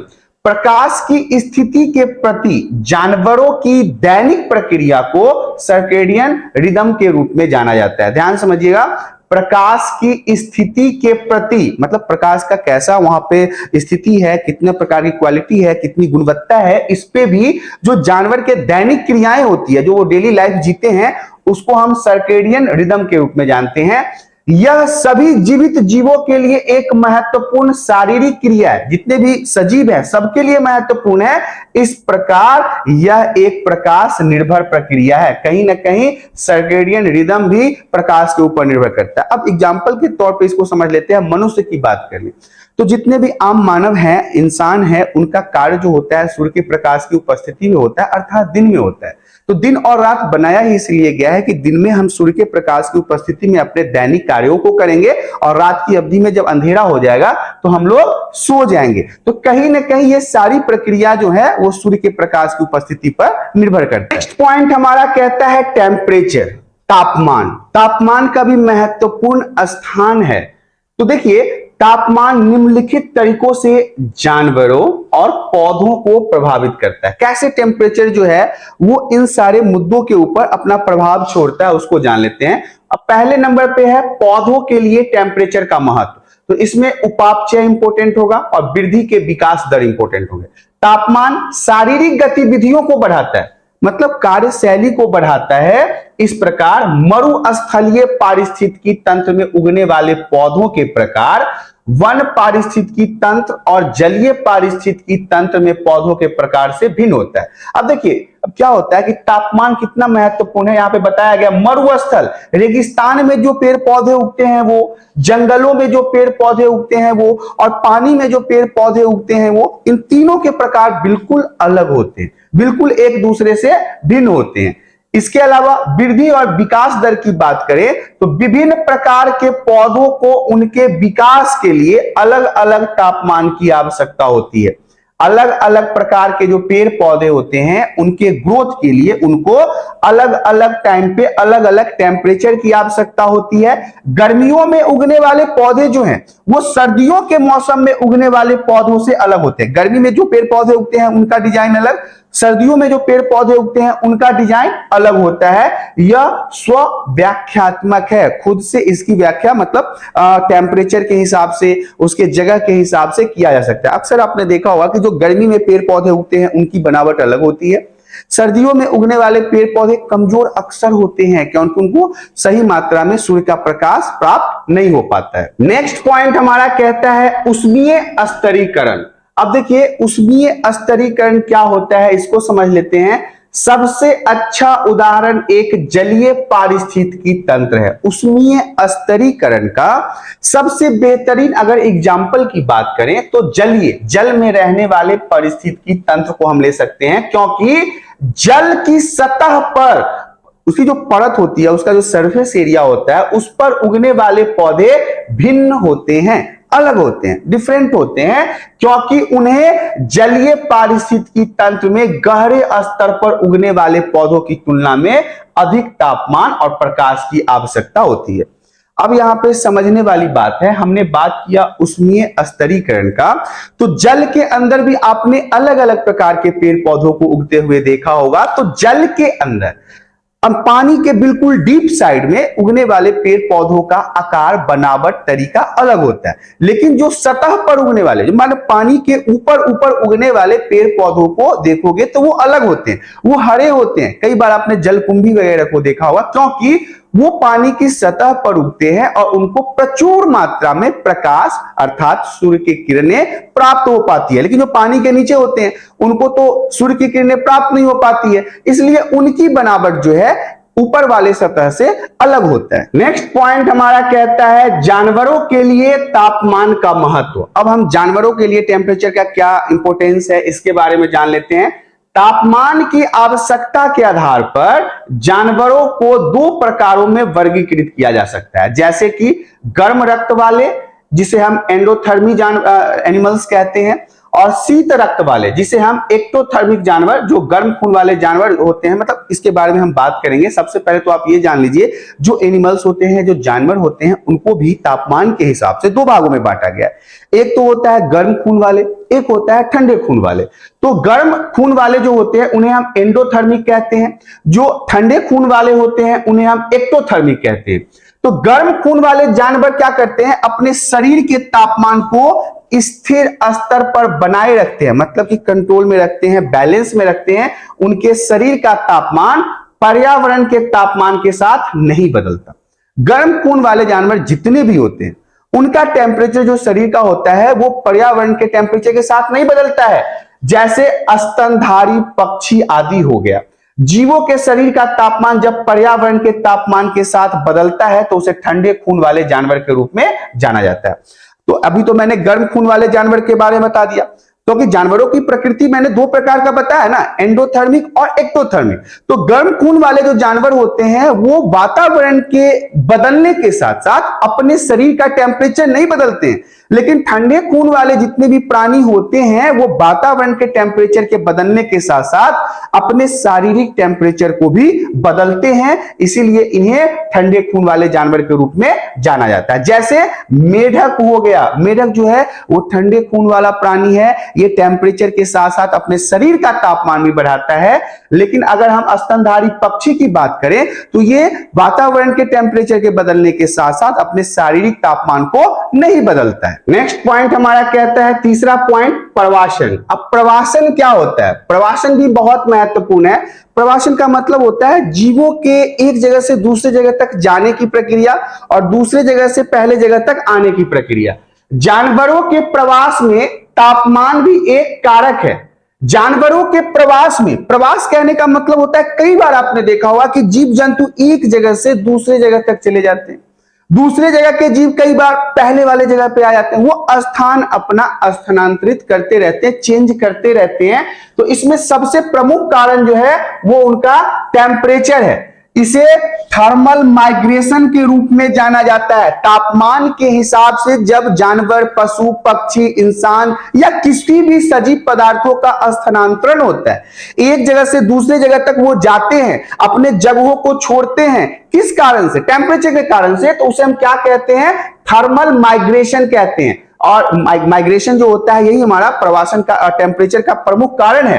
तो देखिए, यदि तापमान बदलता है, टेम्परेचर में बदलाव आता है, तो चाहे वो पशु हो या पक्षी हो, अस्थाई अवधि के लिए अपना स्थान बदल लेते हैं। अस्थाई अवधि के लिए मतलब एक निश्चित समय के लिए, चाहे वो 2 महीना हो जाए, 4 महीना हो जाए, 6 महीना हो जाए, इतने टाइम के लिए वो एक स्थान को छोड़ के किसी दूसरे स्थान पे चले जाते हैं। एग्जाम्पल के तौर पे समझिए, ये जगह बहुत हॉट है और यहाँ पे कुछ जानवर, पशु पक्षी रहते हैं, लेकिन जब यहाँ पे ठंडा आया तो क्या ये सरवाइव कर पाएंगे? नहीं कर पाएंगे। तो ये जब तक यहाँ पे ठंडा रहेगा तब तक के लिए किसी ऐसे क्षेत्र में चले जाएंगे जहां पे इनको गर्मी प्राप्त हो। इसी को हम थर्मल माइग्रेशन कहते हैं। और मौसम बदलने पर अपने मूल पारिस्थितिकी तंत्र में वापस आ जाते हैं। प्रवासन बहुत इंपॉर्टेंट है। जब उनको लगता है कि अब जहां पे उनका अस्थायी निवास था वहां का टेम्परेचर उनके शरीर के लायक हो गया, पहले की तरह अस्थायी हो गया, तो वापस अपने स्थान पे आ जाते हैं। नेक्स्ट पॉइंट हमारा कहता है जल। जल, वाटर, पानी पारिस्थितिकी तंत्र के लिए, परितंत्र के लिए सबसे महत्वपूर्ण हिस्सा प्रकाश के बाद। जल भी बहुत महत्वपूर्ण है। जल के बिना जीवन कदापि संभव नहीं है। पानी के बिना कोई भी जीवन संभव नहीं है। इसलिए जल एक पारिस्थितिकी तंत्र में बहुत ही महत्वपूर्ण अजैविक कारक है, क्योंकि पानी तो अजैविक ही है, लेकिन पारिस्थितिकी तंत्र के लिए काफी महत्वपूर्ण है, क्योंकि इसके बिना जीवन संभव नहीं है। चाहे वो किसी भी प्रकार के प्राणी हो, उनका जीवन पानी के बिना संभव नहीं है। किसी क्षेत्र में मौजूद जल की मात्रा वहां के विकसित होने वाले पारिस्थितिकी तंत्र के प्रकार को तय करती है। पानी भी प्रमुख कारण है, फैक्टर है कि उस जगह पर कितना विकास हो रहा है। मरुस्थल में कहां विकास होता है? रेत में विकास होते हुए देखे हैं? बालू ही बालू है, रेत ही रेत है, मिट्टी ही मिट्टी है। अगर गलती से 2-4 पेड़ पौधे दिख भी जाए तो वो झाड़ीदार दिखेंगे, कांटेदार दिखेंगे, जिसका कोई उपयोग नहीं है। तो पानी बहुत महत्वपूर्ण फैक्टर है किसी जगह के विकास होने में। इस संबंध में कभी कभी जलीय परितंत्र भी विकसित हो जाते हैं, जैसे तालाब, झील, परितंत्र, या लंबे समय तक वर्षा आदि के कारण किसी क्षेत्र में जल की भारी मात्रा जमा हो जाती है, तो पारिस्थितिकी वंशक्रम की प्रक्रिया के माध्यम से वहां पर एक जलीय पारिस्थितिकी विकसित और स्थापित हो जाते हैं। ध्यान से समझिएगा, कहना क्या चाहता है, जब कोई भी जगह हो जहां पे पहले से तालाब है, झील है, नदी है, वहां पे तो जलीय पारिस्थितिकी तंत्र होगा ही होगा। लेकिन कई बार ऐसा देखा गया है कि कोई एक ऐसा जगह है जहां पे इतना जल नहीं था, लेकिन अचानक से बाढ़ आने के कारण, अचानक से बहुत ज्यादा बारिश होने के कारण वहां पे क्या हो गया कि जल बहुत जमा हो गया। अब जल जमा हुआ है तो जल के अंदर जीवन आएगा ही आएगा, चाहे वो छोटे जीव हो, मछली हो, मेढक हो, सांप हो, कीड़े हो, या किसी भी प्रकार का जलीय इंसेक्ट हो, वो जल के अंदर अपना जीवन शुरू करेगा। तो कई बार ऐसे भी फैक्टर होते हैं कि जल के होने के कारण वहां पे एक जलीय पारिस्थितिकी तंत्र स्थापित हो जाता है, विकसित हो जाता है। प्रकाश संश्लेषण और अन्य उपापचय गतिविधियों के अलावा पौधों को अपने पूरे शरीर में खनिजों के संचलन के लिए जल की आवश्यकता होती है। देखिए, प्रकाश संश्लेषण में भी वाटर की आवश्यकता है, तभी पेड़ पौधे अपना भोजन बना पाते हैं। इसके अलावा पौधों को अपने पूरे शरीर में खनिजों के वितरण के लिए, एक जगह से दूसरी जगह तक पहुंचाने के लिए भी जल की आवश्यकता होती है। जानवरों को उनकी उपापचय गतिविधियों के लिए भी जल एक अनिवार्य आवश्यकता है। हम मनुष्यों को ही देख लीजिए, पानी के बिना क्या जीवन संभव है? भोजन के बिना तो 5 दिन 7 दिन 10 दिन रह भी सकते हो, पानी के बिना नहीं रह सकते हो। जल पौधों और जानवर दोनों के शरीर के तापमान को भी नियंत्रित करता है। हमारे मानव के शरीर में खून से ज्यादा पानी है, हमारे मस्तिष्क में ब्लड से ज्यादा वाटर है। तो जितने भी जीव हैं उनके लिए पानी जो है महत्वपूर्ण है, क्योंकि उनके शरीर के टेम्परेचर को कंट्रोल करने के लिए पानी अपना अहम योगदान देता है। और पानी जो है वो वातावरण के भी टेम्परेचर को कंट्रोल करता है। तो वर्षा के रूप में जल में भी पारिस्थितिकी तंत्र की आवश्यकता होती है। यह वातावरण में नमी लाता है, नमी की मात्रा को बनाए रखता है। वर्षा की मात्रा यह भी तय करती है कि वहां किस प्रकार के पौधे उगेंगे। वर्षा जितना ज्यादा होगा उस हिसाब से पौधों की गुणवत्ता और पौधों की क्वालिटी, क्वांटिटी में बढ़ोतरी होगी। उदाहरण के लिए पर्णपाती वन को ले लीजिए, सदाबहार वन को ले लीजिए और मरुस्थल वन को ले लीजिए। यहाँ पे कुछ जगहों पे बारिश हल्की फुल्की होती है, कुछ जगह पे ज्यादा होती है और कुछ जगह पे तो बिल्कुल ही नहीं होती। तो यहाँ पे जंगल वनों की संख्या जो है या पेड़ पौधों की संख्या है वो पानी के हिसाब से ही निर्माण किया जाता है। वनस्पति के प्रकार के साथ साथ विभिन्न प्रकार के जानवर भी उस विशेष भौगोलिक क्षेत्र में रहने लगते हैं। अगर पानी की मात्रा अधिक है, पानी की मात्रा सही है, तो वहां पे अलग अलग प्रकार के जानवर भी आपको देखने को मिलेंगे। नमी के रूप में जल पौधे और जानवरों के जीवन को भी प्रभावित करता है। नमी जो है, मॉइस्चर जो है, वो बहुत महत्वपूर्ण है जीवन के लिए। किसके? पेड़ पौधों के लिए भी, मनुष्यों के लिए भी, इसके अलावा जानवरों के लिए भी और वातावरण के लिए भी। ये सभी जगहों के लिए जो नमी है, मॉइस्चर है, पानी है, वो महत्वपूर्ण स्थान रखता है। कुछ पौधे ऐसे भी हैं जो कम पानी वाले क्षेत्र में उग सकते हैं, जबकि कुछ अन्य पौधे अपने वातावरण में अधिक नमी की आवश्यकता होती है। कुछ ऐसे पेड़ पौधे जिनको कम मात्रा में भी अगर मॉइस्चर मिले, पानी मिले, तो उनका गुजारा हो जाता है। लेकिन कुछ ऐसे पेड़ पौधे भी जिनको अधिक मात्रा में वाटर चाहिए। कुछ पौधे वातावरण से सीधे वायुमंडलीय नमी का उपयोग कर सकते हैं, जैसे एपीफाइटस, आर्किड, लाइकेन, मॉस आदि। ये सब वातावरण से डायरेक्ट मॉइस्चर को ग्रहण करते हैं और फिर इनका जीवन चल जाता है। कुछ अन्य को अवशोषण की प्रक्रिया द्वारा भूमिगत जल से तरल रूप में इसकी आवश्यकता होती है। कुछ ऐसे पेड़ पौधे हैं जो जड़ के माध्यम से मिट्टी के नीचे जो मॉइस्चर होता है उसको ग्रहण करते हैं और उससे अपने पानी की आवश्यकता को पूरा करते हैं, जैसे कि उच्च पौधे हैं। तो ये सब उदाहरण है। तो इन उदाहरणों को आपको ध्यान से समझना है, क्योंकि मॉइस्चर जो है ये भी पारिस्थितिकी तंत्र का एक अहम हिस्सा माना जाता है। नेक्स्ट पॉइंट हमारा कहता है मृदा कारक। सॉइल फैक्टर क्या है, ये भी महत्वपूर्ण है, इसे भी समझ लेते हैं। मिट्टी एक प्राकृतिक संसाधन है, नेचुरल रिसोर्सेज है, हम सभी को पता है, और यह पौधों को बढ़ने के लिए, जानवरों को उसकी सतह पर रहने के लिए एक स्थान प्रदान करता है। हम मनुष्य भी पृथ्वी के इन्हीं सतहों पर रहते हैं। इस प्रकार मिट्टी की उर्वरता, इसकी मात्रा में वनस्पति के प्रकार को भी तय करता है। अब इसके अंदर कितनी उर्वरता है, कितना ये फर्टिलाइज है, कितना ये अच्छा मिट्टी है, ये भी एक प्रकार का फैक्टर है कि वहां पे वनस्पति कैसे होंगे। मिट्टी का पीएच जो है वो विशिष्ट निर्णायक कारक है कि वहां के जलवायु के अंदर में मतलब वनस्पति कैसे होंगे। यह मिट्टी का पीएच 7 से कम है तो वह अम्लीय मिट्टी कहलाता है। यदि आपके सॉइल में, क्योंकि इसको नापने का पीएच मान जो है अगर 7 से कम है, इससे नीचे है, तो ये अम्लीय कहलाएगा, ये अम्लीय मिट्टी है। और यदि पीएच 7 से अधिक है, +7 है, तो ये मतलब ये क्षारीय कहलाता है। इस प्रकार मिट्टी की अम्लता और क्षारीयता वहां रहने वाले पौधे और जानवरों की संख्या के प्रकार को तय करता है। अब मिट्टी अम्लीय है, अम्लीय कैसे होता है? अगर पीएच वैल्यू 7 से कम है तो। अगर मिट्टी क्षारीय है तो क्षारीय कैसा होता है? अगर उसकी वैल्यू 7+ है तो वहां पे रहने वाले जीव जंतु, वनस्पति, पेड़ पौधे, मनुष्य और यहां तक कि कह सकते हैं पशु पक्षी जानवर, ये सब निर्भर करता है वहां के पीएच के वैल्यू के ऊपर। लेकिन कहने की जरूरत नहीं है, उदासीन नेचुरल मिट्टी जो है, यानी जब पीएच 6.5 से 7.5 के बीच होती है तो ये अधिकांशतः जीवित जीवों के लिए उपयुक्त होती है। मतलब ऐसे जीव जंतु बहुत अच्छी से सरवाइव कर पाते हैं। कहां पे? नेचुरल जगह पे। अब नेचुरल का वैल्यू क्या है? 6.5 टू 7.5, मतलब 6.5 से अगर 7.5 के बीच में वैल्यू है मिट्टी के पीएच का, तो वहां पे जीवित जंतुओं के रहने के लिए वो सबसे उपयुक्त जगह माना जाता है। मिट्टी में विभिन्न प्रकार के खनिज, पोषक तत्व भी पाए जाते हैं। कुछ पोषक तत्वों की अधिक मात्रा में आवश्यकता होती है और उन्हें माइक्रोन्यूट्रिएंट्स कहा जाता है, और कुछ सूक्ष्म पोषक तत्व होते हैं जिनकी कम मात्रा में आवश्यकता होता है। तो देखिए, जिनकी कम, बहुत सारे ऐसे पोषक तत्व हैं, खनिज है, जैसे इंसान के शरीर में ही देख लो, कुछ ऐसे पौष्टिक तत्व है जिसकी मात्रा कम आवश्यकता होती है, कुछ ऐसे हैं जिनकी मात्रा अधिक आवश्यकता होती है। तो यह पारिस्थितिकी तंत्र के विकास और निर्वाह में पोषक तत्व भी बहुत महत्वपूर्ण भूमिका निभाता है। मिट्टी की बनावट, उदाहरण पथरीले क्षेत्र, दलदली क्षेत्र, खनन क्षेत्र आदि बहुत महत्वपूर्ण भूमिका निभाती है।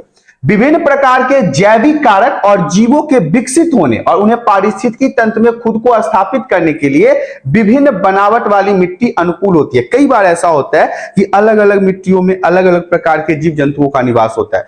कुछ पथरीले मिट्टी में रहते हैं, कुछ दलदली मिट्टी में रहते हैं, कुछ खुरदुरे मिट्टी में रहते हैं, कुछ जलोढ़ मिट्टी में रहते हैं। इसको मैं उदाहरण के तौर पर आपको समझा देता हूं। इस इमेज को गौर से देख लीजिए। ये सॉइल लेयर के बारे में आपको बताएगा कि सॉइल में जो लेयर होते हैं, जैसे कि ये पथरीला है, ये कंक्रीट है, ये मिट्टी है, सब सॉइल है, टॉप सॉइल है, ह्यूमस वाली है, जिसपे मॉइस्चर बहुत ज्यादा होता है। तो ये अलग अलग प्रकार के, पहले नंबर पे ये आएगा, ये तो ऊपरी सतह है, दूसरे नंबर पे ये आएगा, तीसरे नंबर पे ये आएगा, चौथे नंबर पे ये आएगा और पांचवें नंबर पे ये आएगा।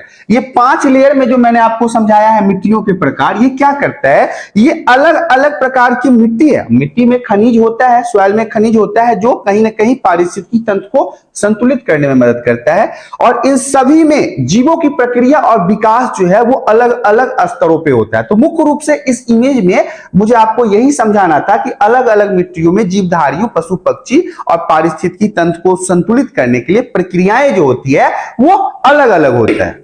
अब हम एक बार गतिविधि के बारे में ध्यान दे लेते हैं। क्या होता है कि जीवन जो होता है, जल जीवनशाला कह सकते हैं, जो जीव जंतु जल के अंदर होते हैं, ये कृत्रिम जलाशय पारिस्थितिकी तंत्र के जैविक और अजैविक घटकों को सूचीबद्ध करता है। साथ ही साथ उस परितंत्र में प्रत्येक घटक के महत्वपूर्णता को भी आपको लिखना है। देखिए, ये एक प्रकार का गतिविधि है और गतिविधि को आपको करना है। इसमें आपको बताना है, ये एक्वेरियम है। एक्वेरियम का मतलब होता है कि घर में आप एक एक्वेरियम ला सकते हैं।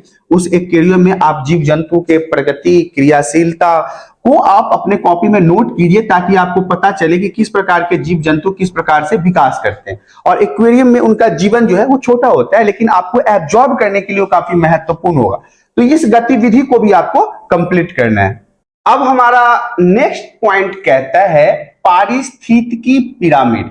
यहां से आपके चैप्टर का ना कमर शुरू होता है। कमर कहने का मतलब बेस शुरू होता है, क्योंकि ये सारे पॉइंट्स जो हैं वो आपके लिए काफी महत्वपूर्ण होंगे। इस चैप्टर में हमने बहुत सारे पॉइंट्स को पहले भी कवर किया है और चैप्टर 1 में भी बहुत सारे पॉइंट्स को कवर किया है, लेकिन प्रॉपर जो हम पारिस्थितिकी तंत्र की बात कर रहे हैं तो उसमें पारिस्थितिकी पिरामिड जो है वो बहुत महत्वपूर्ण होगा। तो सबसे पहले हम पारिस्थितिकी पिरामिड को समझते हैं।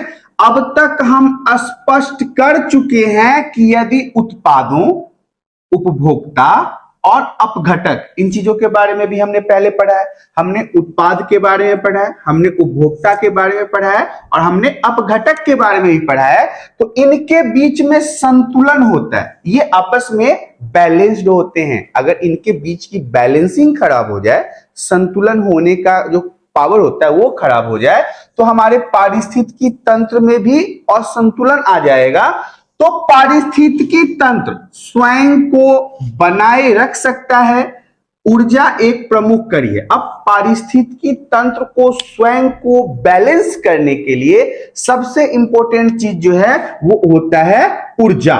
ऊर्जा इन सभी चीजों को किसके किसके बीच में, अब समझिएगा, उत्पादों के बीच में, उपभोक्ता के बीच में और अपघटकों के बीच में जो संतुलन होता है, जो बैलेंसिंग होता है, वो किसके कारण होता है, ऊर्जा के कारण होता है। क्योंकि यही एक प्रमुख कड़ी है, यही एक ऐसा साधन है जिसके कारण उपभोक्ता, उत्पादों और अपघटकों के बीच में संतुलन होता है, जो उपरोक्त सभी घटकों को एक पारिस्थितिकी तंत्र में बांधती है। अब यही ऊर्जा जो है ये उत्पादों को, उपभोक्ताओं को, अपघटकों को एक कड़ी में जोड़ के रखता है। ये आपको क्लियर हो गया। इस प्रकार एक पारिस्थितिकी तंत्र में एक विशेष प्रकार के जीव की एक निश्चित स्थिति या स्तर होता है। यह भी इंपॉर्टेंट पॉइंट है।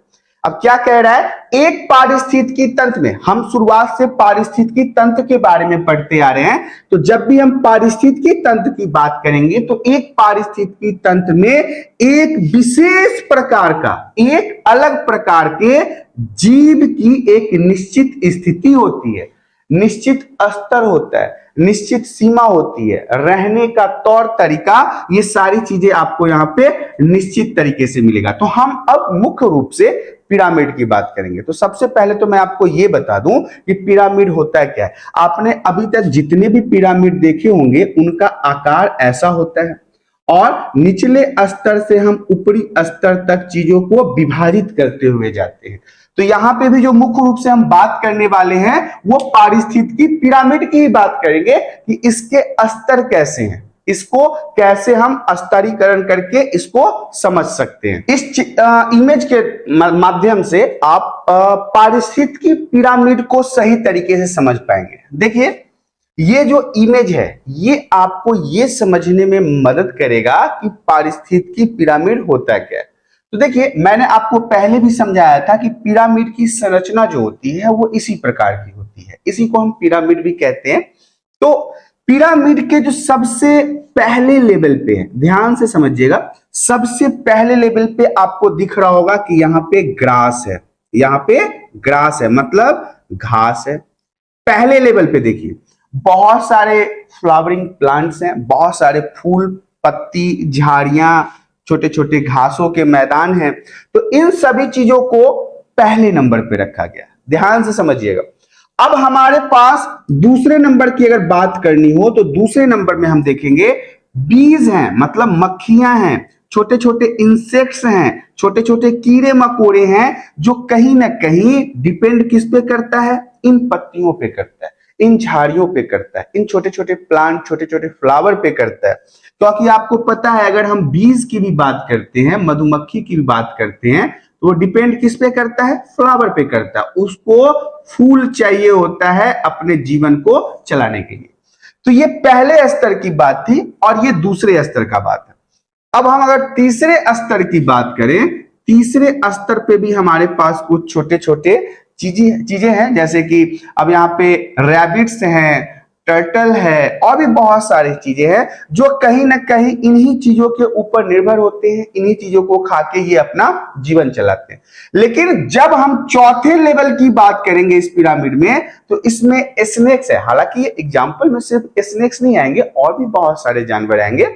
अब ये स्नेक्स क्या करते हैं कि इन रैबिट्स वाले सेक्शन को खा के अपने शरीर के अंदर ऊर्जा प्राप्त करते हैं और बैलेंस बना के रखते हैं।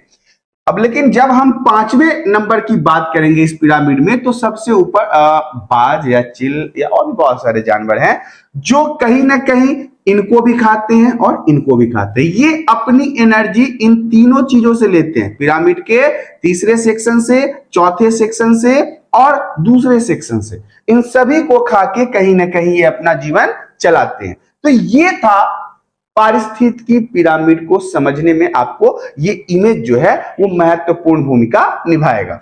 अब हम बात कर लेते हैं हम उस जीव की स्थिति कैसे जान पाएंगे या टिप्पणियां कर सकते हैं। इसे समझाने के लिए पर्यावरण जीव विज्ञानी चार्ल्स एल्टन 1929 द्वारा एक ग्राफिकल संरचना प्रस्तुत की गई है। जब आप बुक को देखोगे ना तो आपको बुक में कई सारे ग्राफिकल संरचना मतलब इमेज आपको देखने को मिलेगा, जिसमें यह बताया गया है कि कैसे आप जीव की स्थिति को जान पाओगे और इनके ऊपर टिप्पणियां कर पाओगे। तो यहाँ पे मुख्य रूप से वैज्ञानिक जो है चार्ल्स एल्टन, उन्होंने 1929 में अपना एक सिद्धांत प्रतिपादित किया।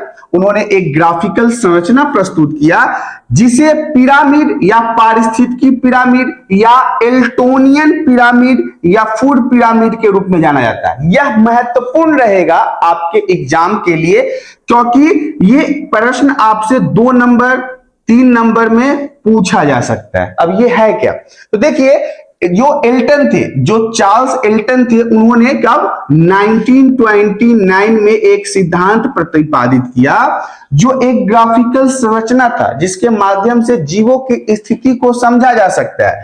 अब इसे हम क्या क्या कहते हैं वो समझिए। इसे हम पिरामिड भी कहते हैं, इसे हम पारिस्थितिकी पिरामिड भी कहते हैं, इसे हम एल्टोनियन पिरामिड भी कहते हैं, जो इसी साइंटिस्ट के नाम पे रखा गया है, चार्ल्स एल्टन के नाम पे ही इसका नाम रखा गया एल्टोनियन पिरामिड। इसे हम फूड पिरामिड भी कहते हैं। तो ये अलग अलग नामों से जाना जाता है। अब हम बात कर लेते हैं पिरामिड के बारे में कि जो हमें इस चैप्टर में पढ़ना है। तो देखिए मुख्य रूप से 3 पिरामिड के बारे में आपको पढ़ना है।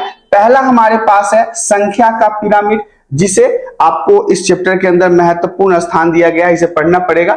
दूसरा है बायोमास का पिरामिड और तीसरा कहता है ऊर्जा का पिरामिड। इन तीनों पिरामिड के बारे में मैं आपको विस्तार से बताने वाला हूं इसके इमेज के साथ, ताकि आपको इसको समझने में किसी भी प्रकार की परेशानी ना हो।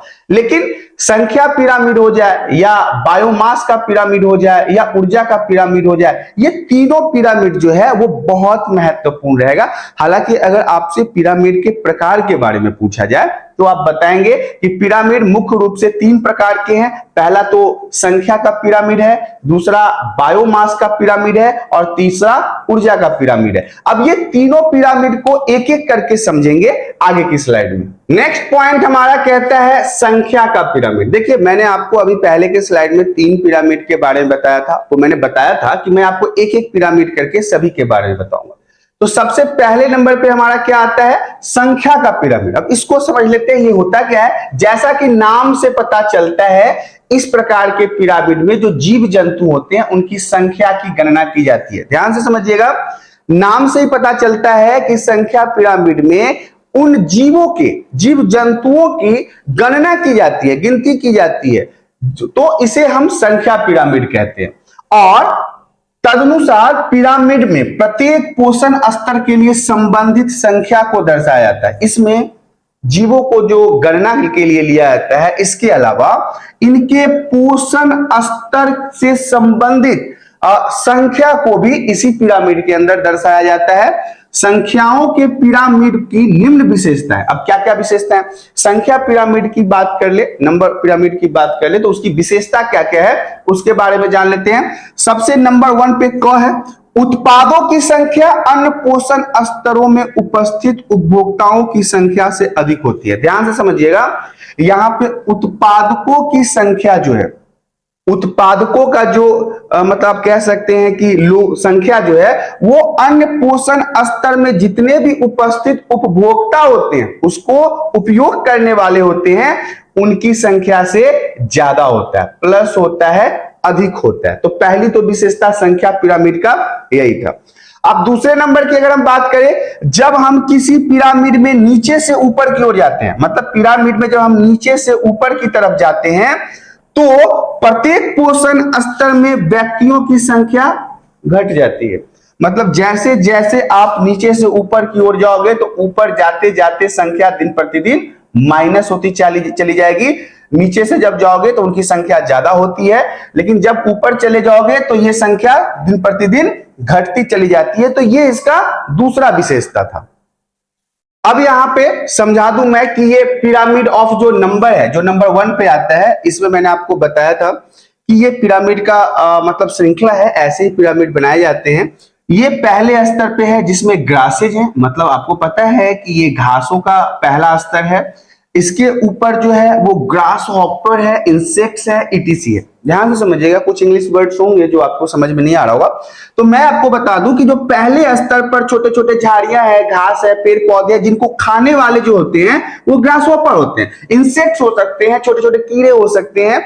इसके अलावा जो इसके थर्ड लेवल पे आता है वो है फ्रॉग, बर्ड्स, मतलब कि मेंढक है और चिड़िया वगैरह है, बर्ड्स वगैरह है।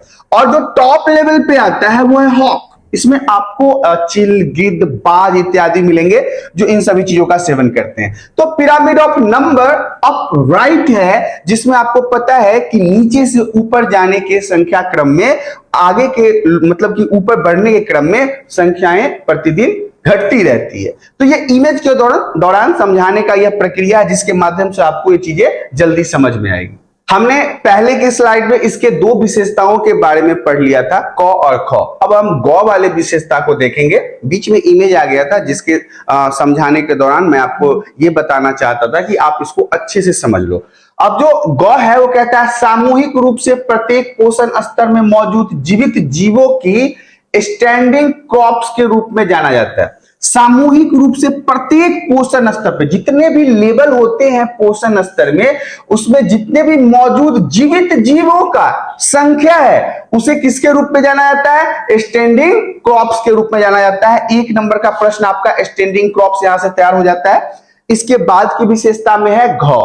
आमतौर पर संख्याओं का पिरामिड सीधा होता है। ध्यान से समझिएगा, आमतौर पर अगर नॉर्मली देखा जाए तो खासकर संख्या पिरामिड की बात कर लें तो वो सीधा होता है, जैसे घास के मैदान, पारिस्थितिकी तंत्र, जलीय पारिस्थितिकी तंत्र, ये सब कहीं ना कहीं अगर आप देखो तो ये संख्या पिरामिड में आपको सीधे साधे देखने को मिलेंगे। लेकिन अगली विशेषता को देख लें तो इस मामले में कभी कभी उल्टे पिरामिड भी पाए जाते हैं। अक्सर हमने देखा है कि पिरामिड तो हमारा ऐसा होता है, लेकिन कभी कभी क्या होता है, पिरामिड का बनावट जो है वो ऐसा भी आपको देखने को मिलेगा, उल्टा देखने को मिलेगा। अब इसमें क्या होता है, वृक्ष आधारित पारिस्थितिकी तंत्र हो गया, परजीवी खाद्य श्रृंखला हो गया, मतलब ऐसे जीव जो अपना भोजन दूसरे जीवों के माध्यम से लेते हैं। उदाहरण के लिए आप देख लो, जोक हो गया जो दूसरे जीवों के खून को पी के जिंदा रहता है। तो ये सब जो है वो उल्टा आपको देखने को मिलेगा। अगले में कहता है वन पारिस्थितिकी तंत्र के मामले में एक मिश्रित आकार का पिरामिड भी देखा जा सकता है।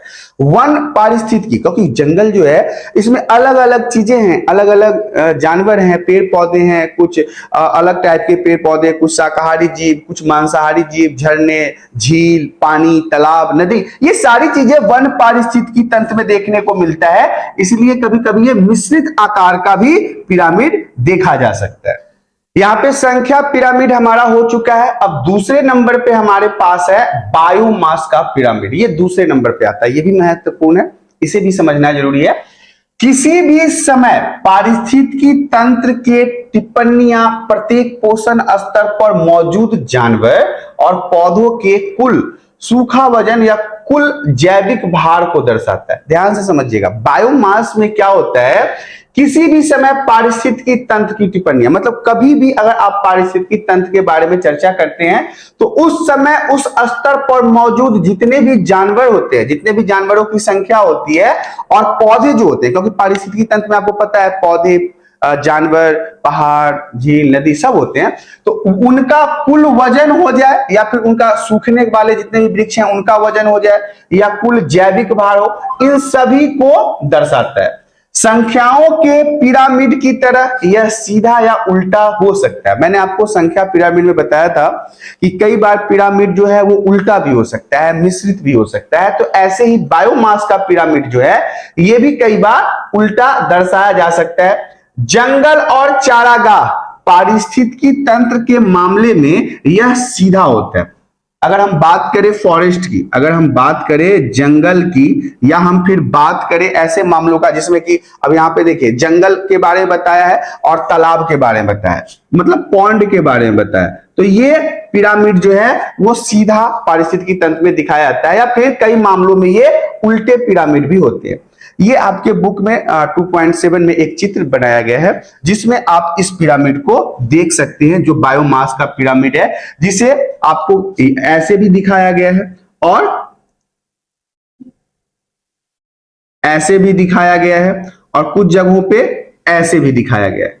तो ये जो है ये डिपेंड करता है कि बायोमास के पिरामिड में चीजों को कैसे एब्जॉर्ब किया जाता है, क्योंकि कई स्तर पर यहाँ पे सूखा वजन भी लिया जाता है, कुल जैविक भार भी लिया जाता है, पौधों की कुल संख्या ली जाती है, मौजूद जानवरों की संख्या ली जाती है। तो इन्हीं सभी चीजों के ऊपर निर्भर करता है कि आपका पिरामिड का डिजाइन किस प्रकार बनता है। अब हम इस इमेज में पिरामिड ऑफ बायोमास की बात करेंगे। यह भी महत्वपूर्ण है, आपको इमेज से समझने में थोड़ा सा आसानी होगा।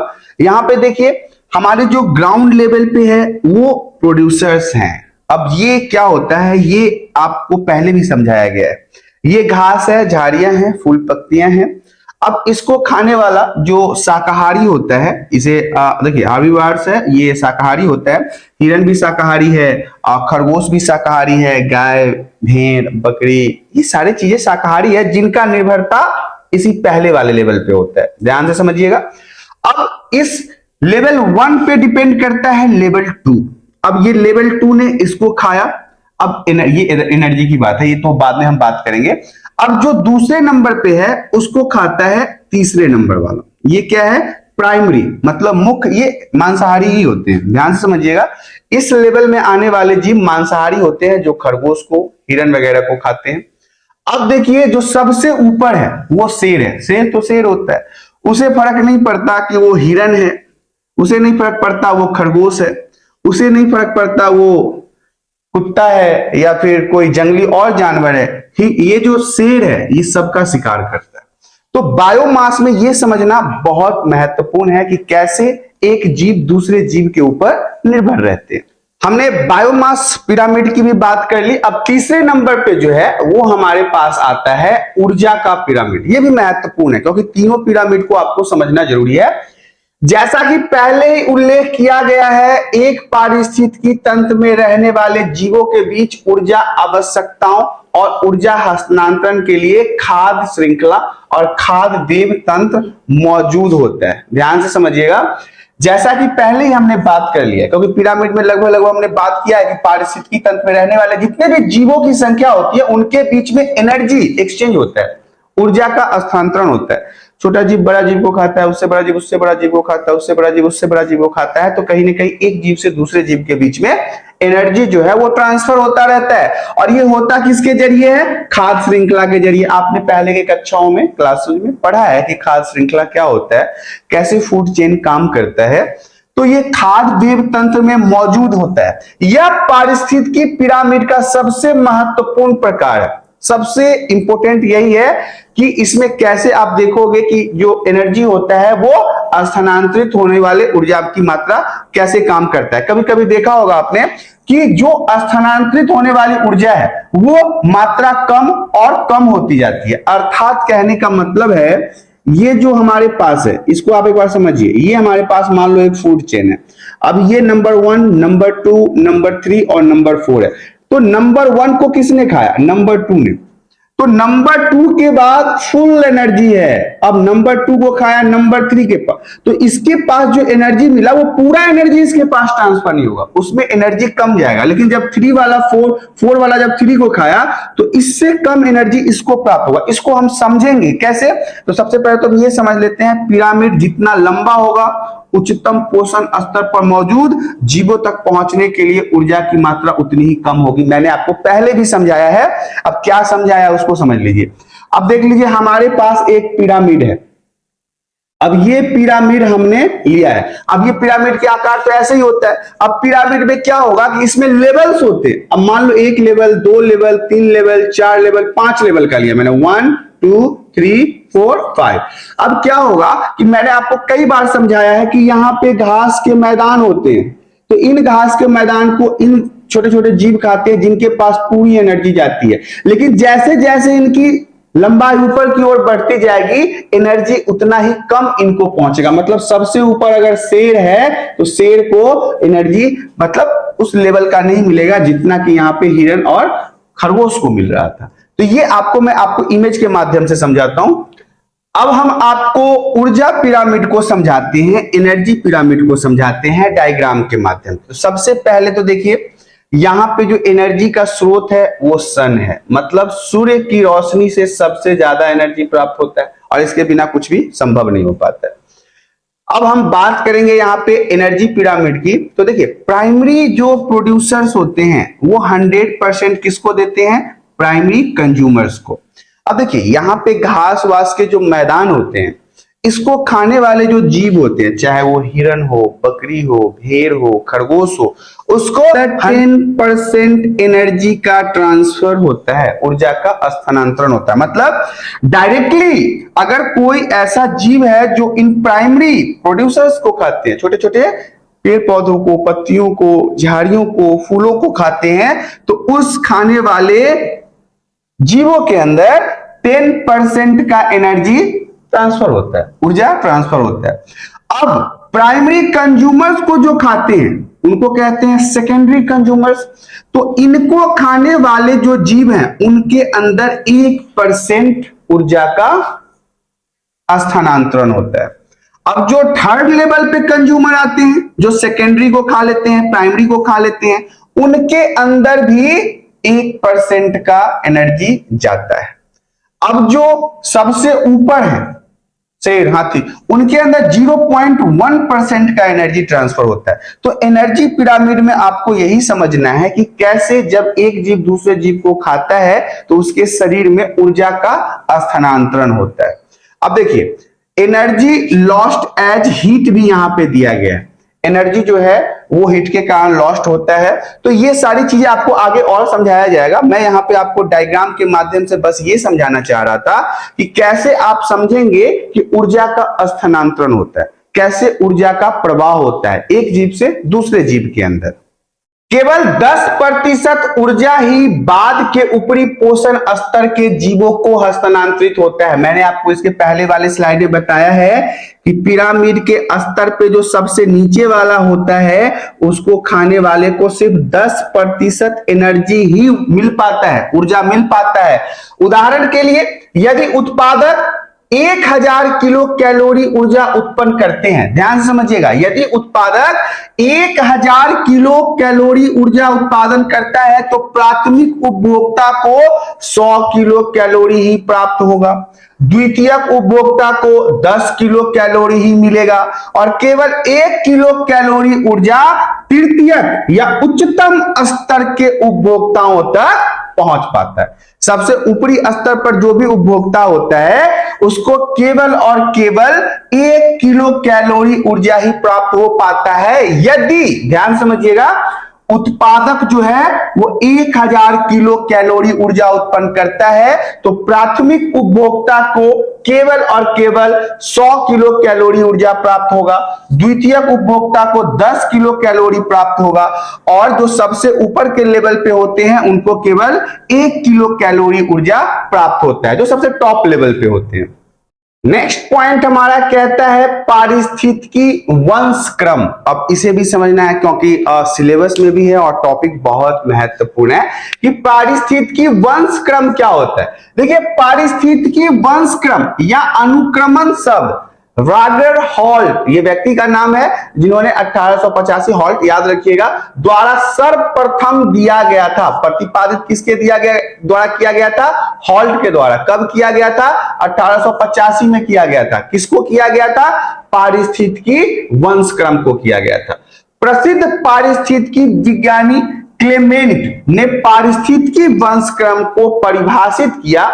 वह प्राकृतिक प्रक्रिया जिसके द्वारा किसी क्षेत्र में एक जैविक समुदाय दूसरे समुदाय को पूर्णतः विस्थापित कर देते हैं, पारिस्थितिकी वंश क्रम कहलाते हैं। ध्यान समझिएगा, इंपॉर्टेंट रहेगा।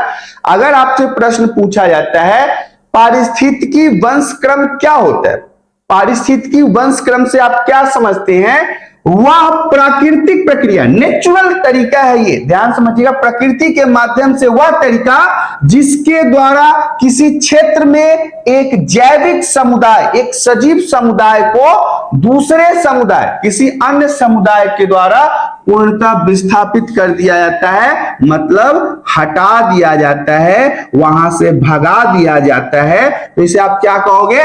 पारिस्थितिकी वंशाक्रम कहोगे। तो किसने बनाया? हॉल्ट 1885 में बताया। तो ये याद रखिएगा। इसके बाद क्लेमेंट ने इसको पारिस्थितिकी तंत्र को परिभाषित किया, वंशक्रम को परिभाषित किया। नेक्स्ट पॉइंट हमारा कहता है पारिस्थितिकी वंशक्रम की विशेषता क्या क्या है। पारिस्थितिकी वंशक्रम को तो आपने समझ लिया, अब इसकी विशेषता को देख लेते हैं। तो सबसे पहली विशेषता है प्रजाति के प्रकार और समुदाय एक व्यवस्थित प्रक्रिया में बदलते हैं। जो भी प्रजाति का प्रकार हो जाता है या फिर उसके समुदाय हो जाते हैं, वो एक कंडीशनल स्थिति होती है इनकी, एक कंडीशन के हिसाब से इनके अंदर बदलाव देखने को मिलता है। दूसरा कहता है एक समुदाय की भौतिक संरचना वहां के जैविक कारकों के जैविक क्रिया से बदल जाती है। ध्यान से समझिएगा, मैंने आपको पारिस्थितिकी वंशक्रम के डेफिनेशन में यही बताया था कि जब एक समुदाय दूसरे समुदाय को रिप्लेस कर देता है, विस्थापित कर देता है, तो जब एक समुदाय की भौतिक संरचना की अगर बात करें और वहां के जैविक कारकों की बात करें, तो जैविक क्रिया से ये बदल जाता है, ये अलग हो जाता है। तो ये पारिस्थितिकी वंशक्रम के विशेषता के बारे में हो गया। नेक्स्ट पॉइंट हमारा कहता है पारिस्थितिकी वंशक्रम के कारण। तो सबसे पहला पॉइंट हमारा है प्रारंभिक कारण। यह मौजूदा आवास के विनाश के कारण होता है। देखिए, आप पारिस्थितिकी वंशक्रम अगर आपसे पूछा जाए कि क्यों होता है, ऐसी स्थितियां उत्पन्न क्यों होती है, तो जब किसी जानवर, किसी जीव, किसी अपने आवास में तो सभी चीज रहते ही हैं, अगर उनका आवास विनाश हो जाए तो इसके कारण प्राकृतिक वंशक्रम जैसी स्थितियां उत्पन्न हो जाती है। इसके भी दो प्रमुख कारण है, पहला जलवायु कारक है और दूसरा जैविक कारक है। तो पहले जलवायु कारक को देख लेते हैं कि जलवायु कारक कैसे होता है। जैसे मिट्टी का क्षरण होना, तेज हवा के कारण मिट्टी का जमाव होना, लगातार बाढ़ आना, भारी वर्षा आना, आग लग जाना, सूखा होना, भूस्खलन होना, तेल जमाव आदि जो है ये प्रमुख कारण हो सकते हैं पारिस्थितिकी वंशक्रम के, जो जलवायु के फैक्टर में इंपॉर्टेंट होते हैं। देखिए, जलवायु के कारण अगर पारिस्थितिकी वंशक्रम होता है तो इसमें क्या होता है? बाढ़ का आना, बहुत ज्यादा वर्षा होना, आग लगना, सूखा होना, भूस्खलन होना, तेल का जमाव होना, तो ये सब जलवायु कारक है।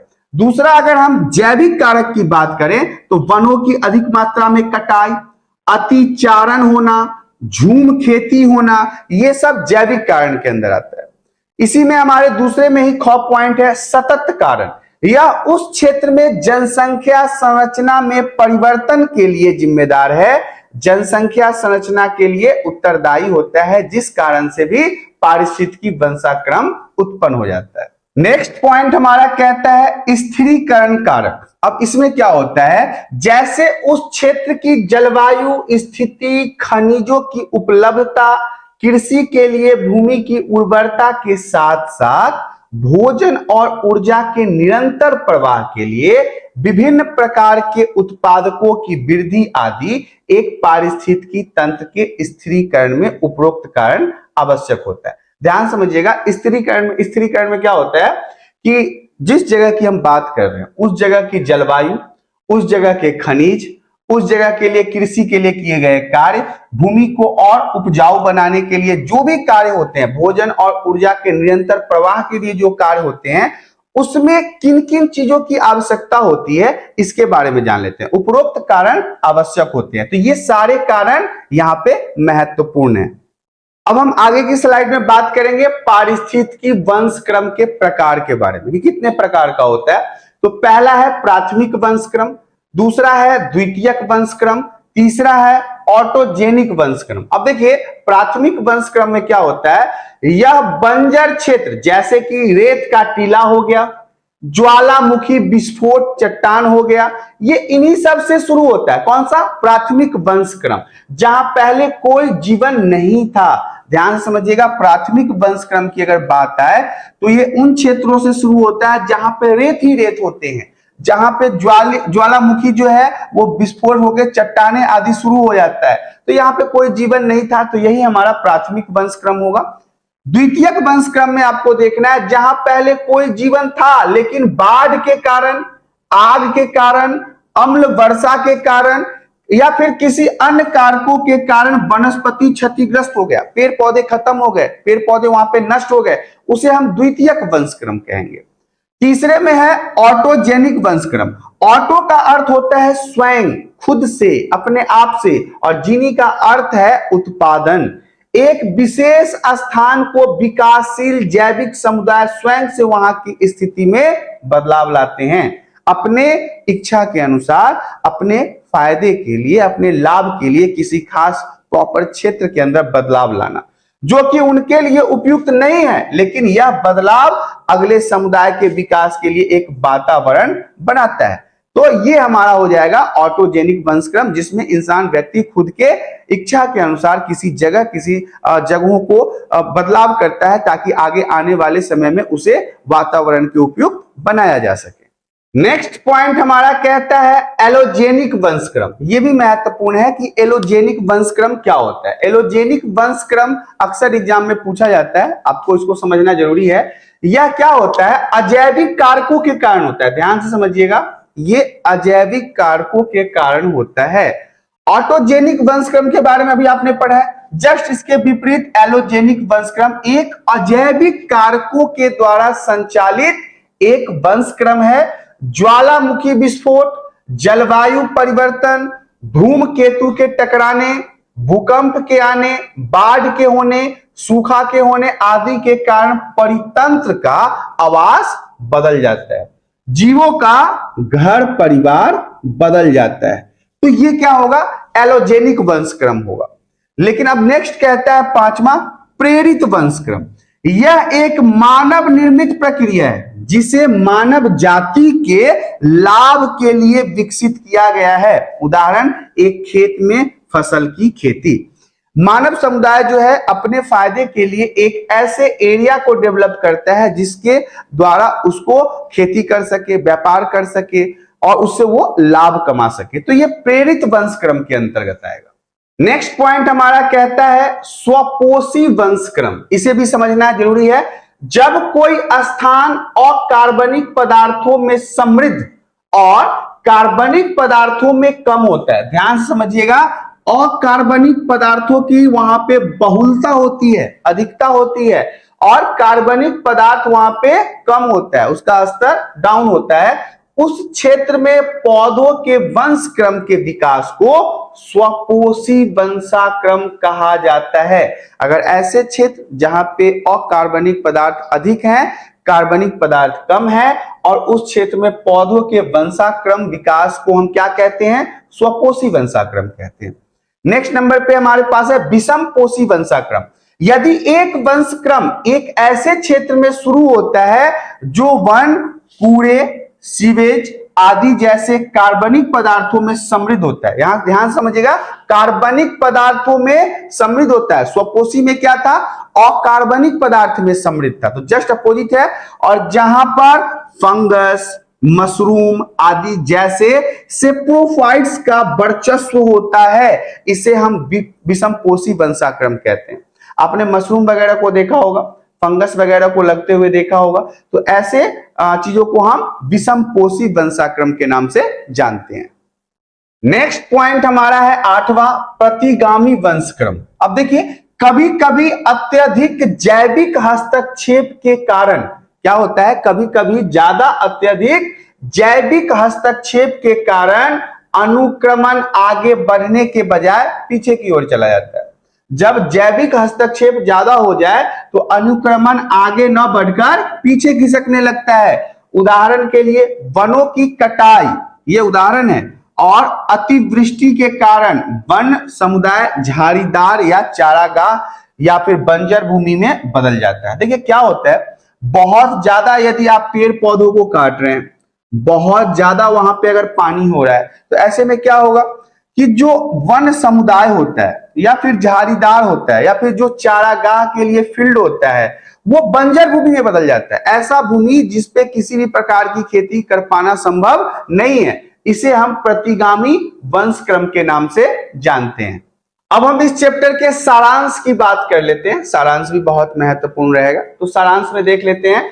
सारांश कहता है पारिस्थितिकी तंत्र जो है वो जीवित जीवों का उनके परिवेश के साथ साथ अध्ययन करना है। ध्यान से समझ लीजिएगा, पारिस्थितिकी तंत्र में क्या होता है, जीवित जीवों का उनके परिवेश जहां पे वो रहते हैं, जहां पे उनका वातावरण है, उनका अध्ययन करना होता है। इस प्रकार एक क्षेत्र में जैविक और अजैविक कारकों की परस्पर निर्भरता होती है। जैविक फैक्टर जो है वो डिपेंड करता है अजैविक पे, और अजैविक भी जैविक पे निर्भर करता है। मतलब एक ही सिक्के के ये दो पहलू हैं। केवल एक कारक की उपस्थिति पारिस्थितिकी तंत्र को नहीं बना सकता। आप ये नहीं कह सकते कि जैविक कारक से ही आप पारिस्थितिकी तंत्र का निर्माण कर लोगे या फिर अजैविक कारक से आप पारिस्थितिकी तंत्र का निर्माण कर लोगे, नहीं होगा। इसमें से पारिस्थितिकी तंत्र के निर्माण के लिए दोनों फैक्टर का होना जरूरी है, चाहे वो जैविक हो या अजैविक हो। एक परितंत्र में विभिन्न जीवों की स्थिति भिन्न भिन्न होती है, इसे पारिस्थितिकी पिरामिड के माध्यम से समझा गया है। और जो पिरामिड है इसको मैंने आपको बेहतर तरीके से तीनों पिरामिड को समझाया है। पारिस्थितिकी पिरामिड का सिद्धांत उस पारिस्थितिकी तंत्र में मौजूद जीवों के भोजन की आदत पर निर्भर करता है। देखिए, पारिस्थितिकी पिरामिड की अगर बात कर ले तो पारिस्थितिकी तंत्र में जो मौजूद जीव हैं, जितने भी जीव जंतु हैं, उनके भोजन की हैबिट के ऊपर निर्भर करता है। बंजर भूमि एक नए पारिस्थितिकी तंत्र के विकास को अनुक्रमण के रूप में जाना जाता है। यहाँ पे आप ध्यान समझिए कि बंजर भूमि पर एक नए पारिस्थितिकी तंत्र के विकास को किसके नाम से, अनुक्रमण के रूप से जाना जाता है। कभी कभी उल्टा अनुक्रमण भी होता है, इसलिए आपको उल्टे सीधे और मिश्रित पिरामिड देखने को मिलते हैं। जब एक अच्छी तरह से काम करने वाला पारिस्थितिकी तंत्र कुछ कृत्रिम यानी मानव निर्मित या प्राकृतिक आपदाओं के कारण नष्ट हो जाता है, यहां ध्यान से समझिएगा, कुछ ऐसे पारिस्थितिकी तंत्र जो कहीं ना कहीं मानव की गलतियों के कारण या फिर आपदाओं के कारण नष्ट हो जाता है और बंजर भूमि में वो परिवर्तित हो जाता है। तो ये सारांश के बारे में था, ये मुख्य रूप से आपको इस चैप्टर के सारांश के बारे में जानना था। इस प्रकार से ये पूरा चैप्टर यहाँ पे समाप्त हो गया है। बहुत लंबा बना वीडियो, कई सारे पार्ट्स में मैंने इसको कंबाइंड किए हैं। और ये लेकिन ये पूरे चैप्टर के अंदर जो भी महत्वपूर्ण पॉइंट्स थे मैंने एक एक करके सभी को डिटेल्स में बता दिया है। तो यहाँ पे दूसरा चैप्टर भी आपका समाप्त हो गया, पहला ऑलरेडी हमने अपलोड कर रखा है। ये वीडियो भी बहुत जल्द आपको मिल जाएंगे। कॉलेज के बच्चों के लिए बहुत ही गुड अपॉर्चुनिटी है कि वो यहाँ से अपने सारे नोट्स को कंप्लीट कर सकते हैं। तो यहाँ पे जो भी वीडियो में दी गई जानकारी है, यदि आपको पसंद आता है तो आप वीडियो को लाइक कर दें, और चैनल पे पहली बार आए तो चैनल को सब्सक्राइब कर ले, ताकि इसी प्रकार के एजुकेशनल वीडियो आपको हमेशा प्राप्त होता रहे। आज के लिए इतना ही, धन्यवाद।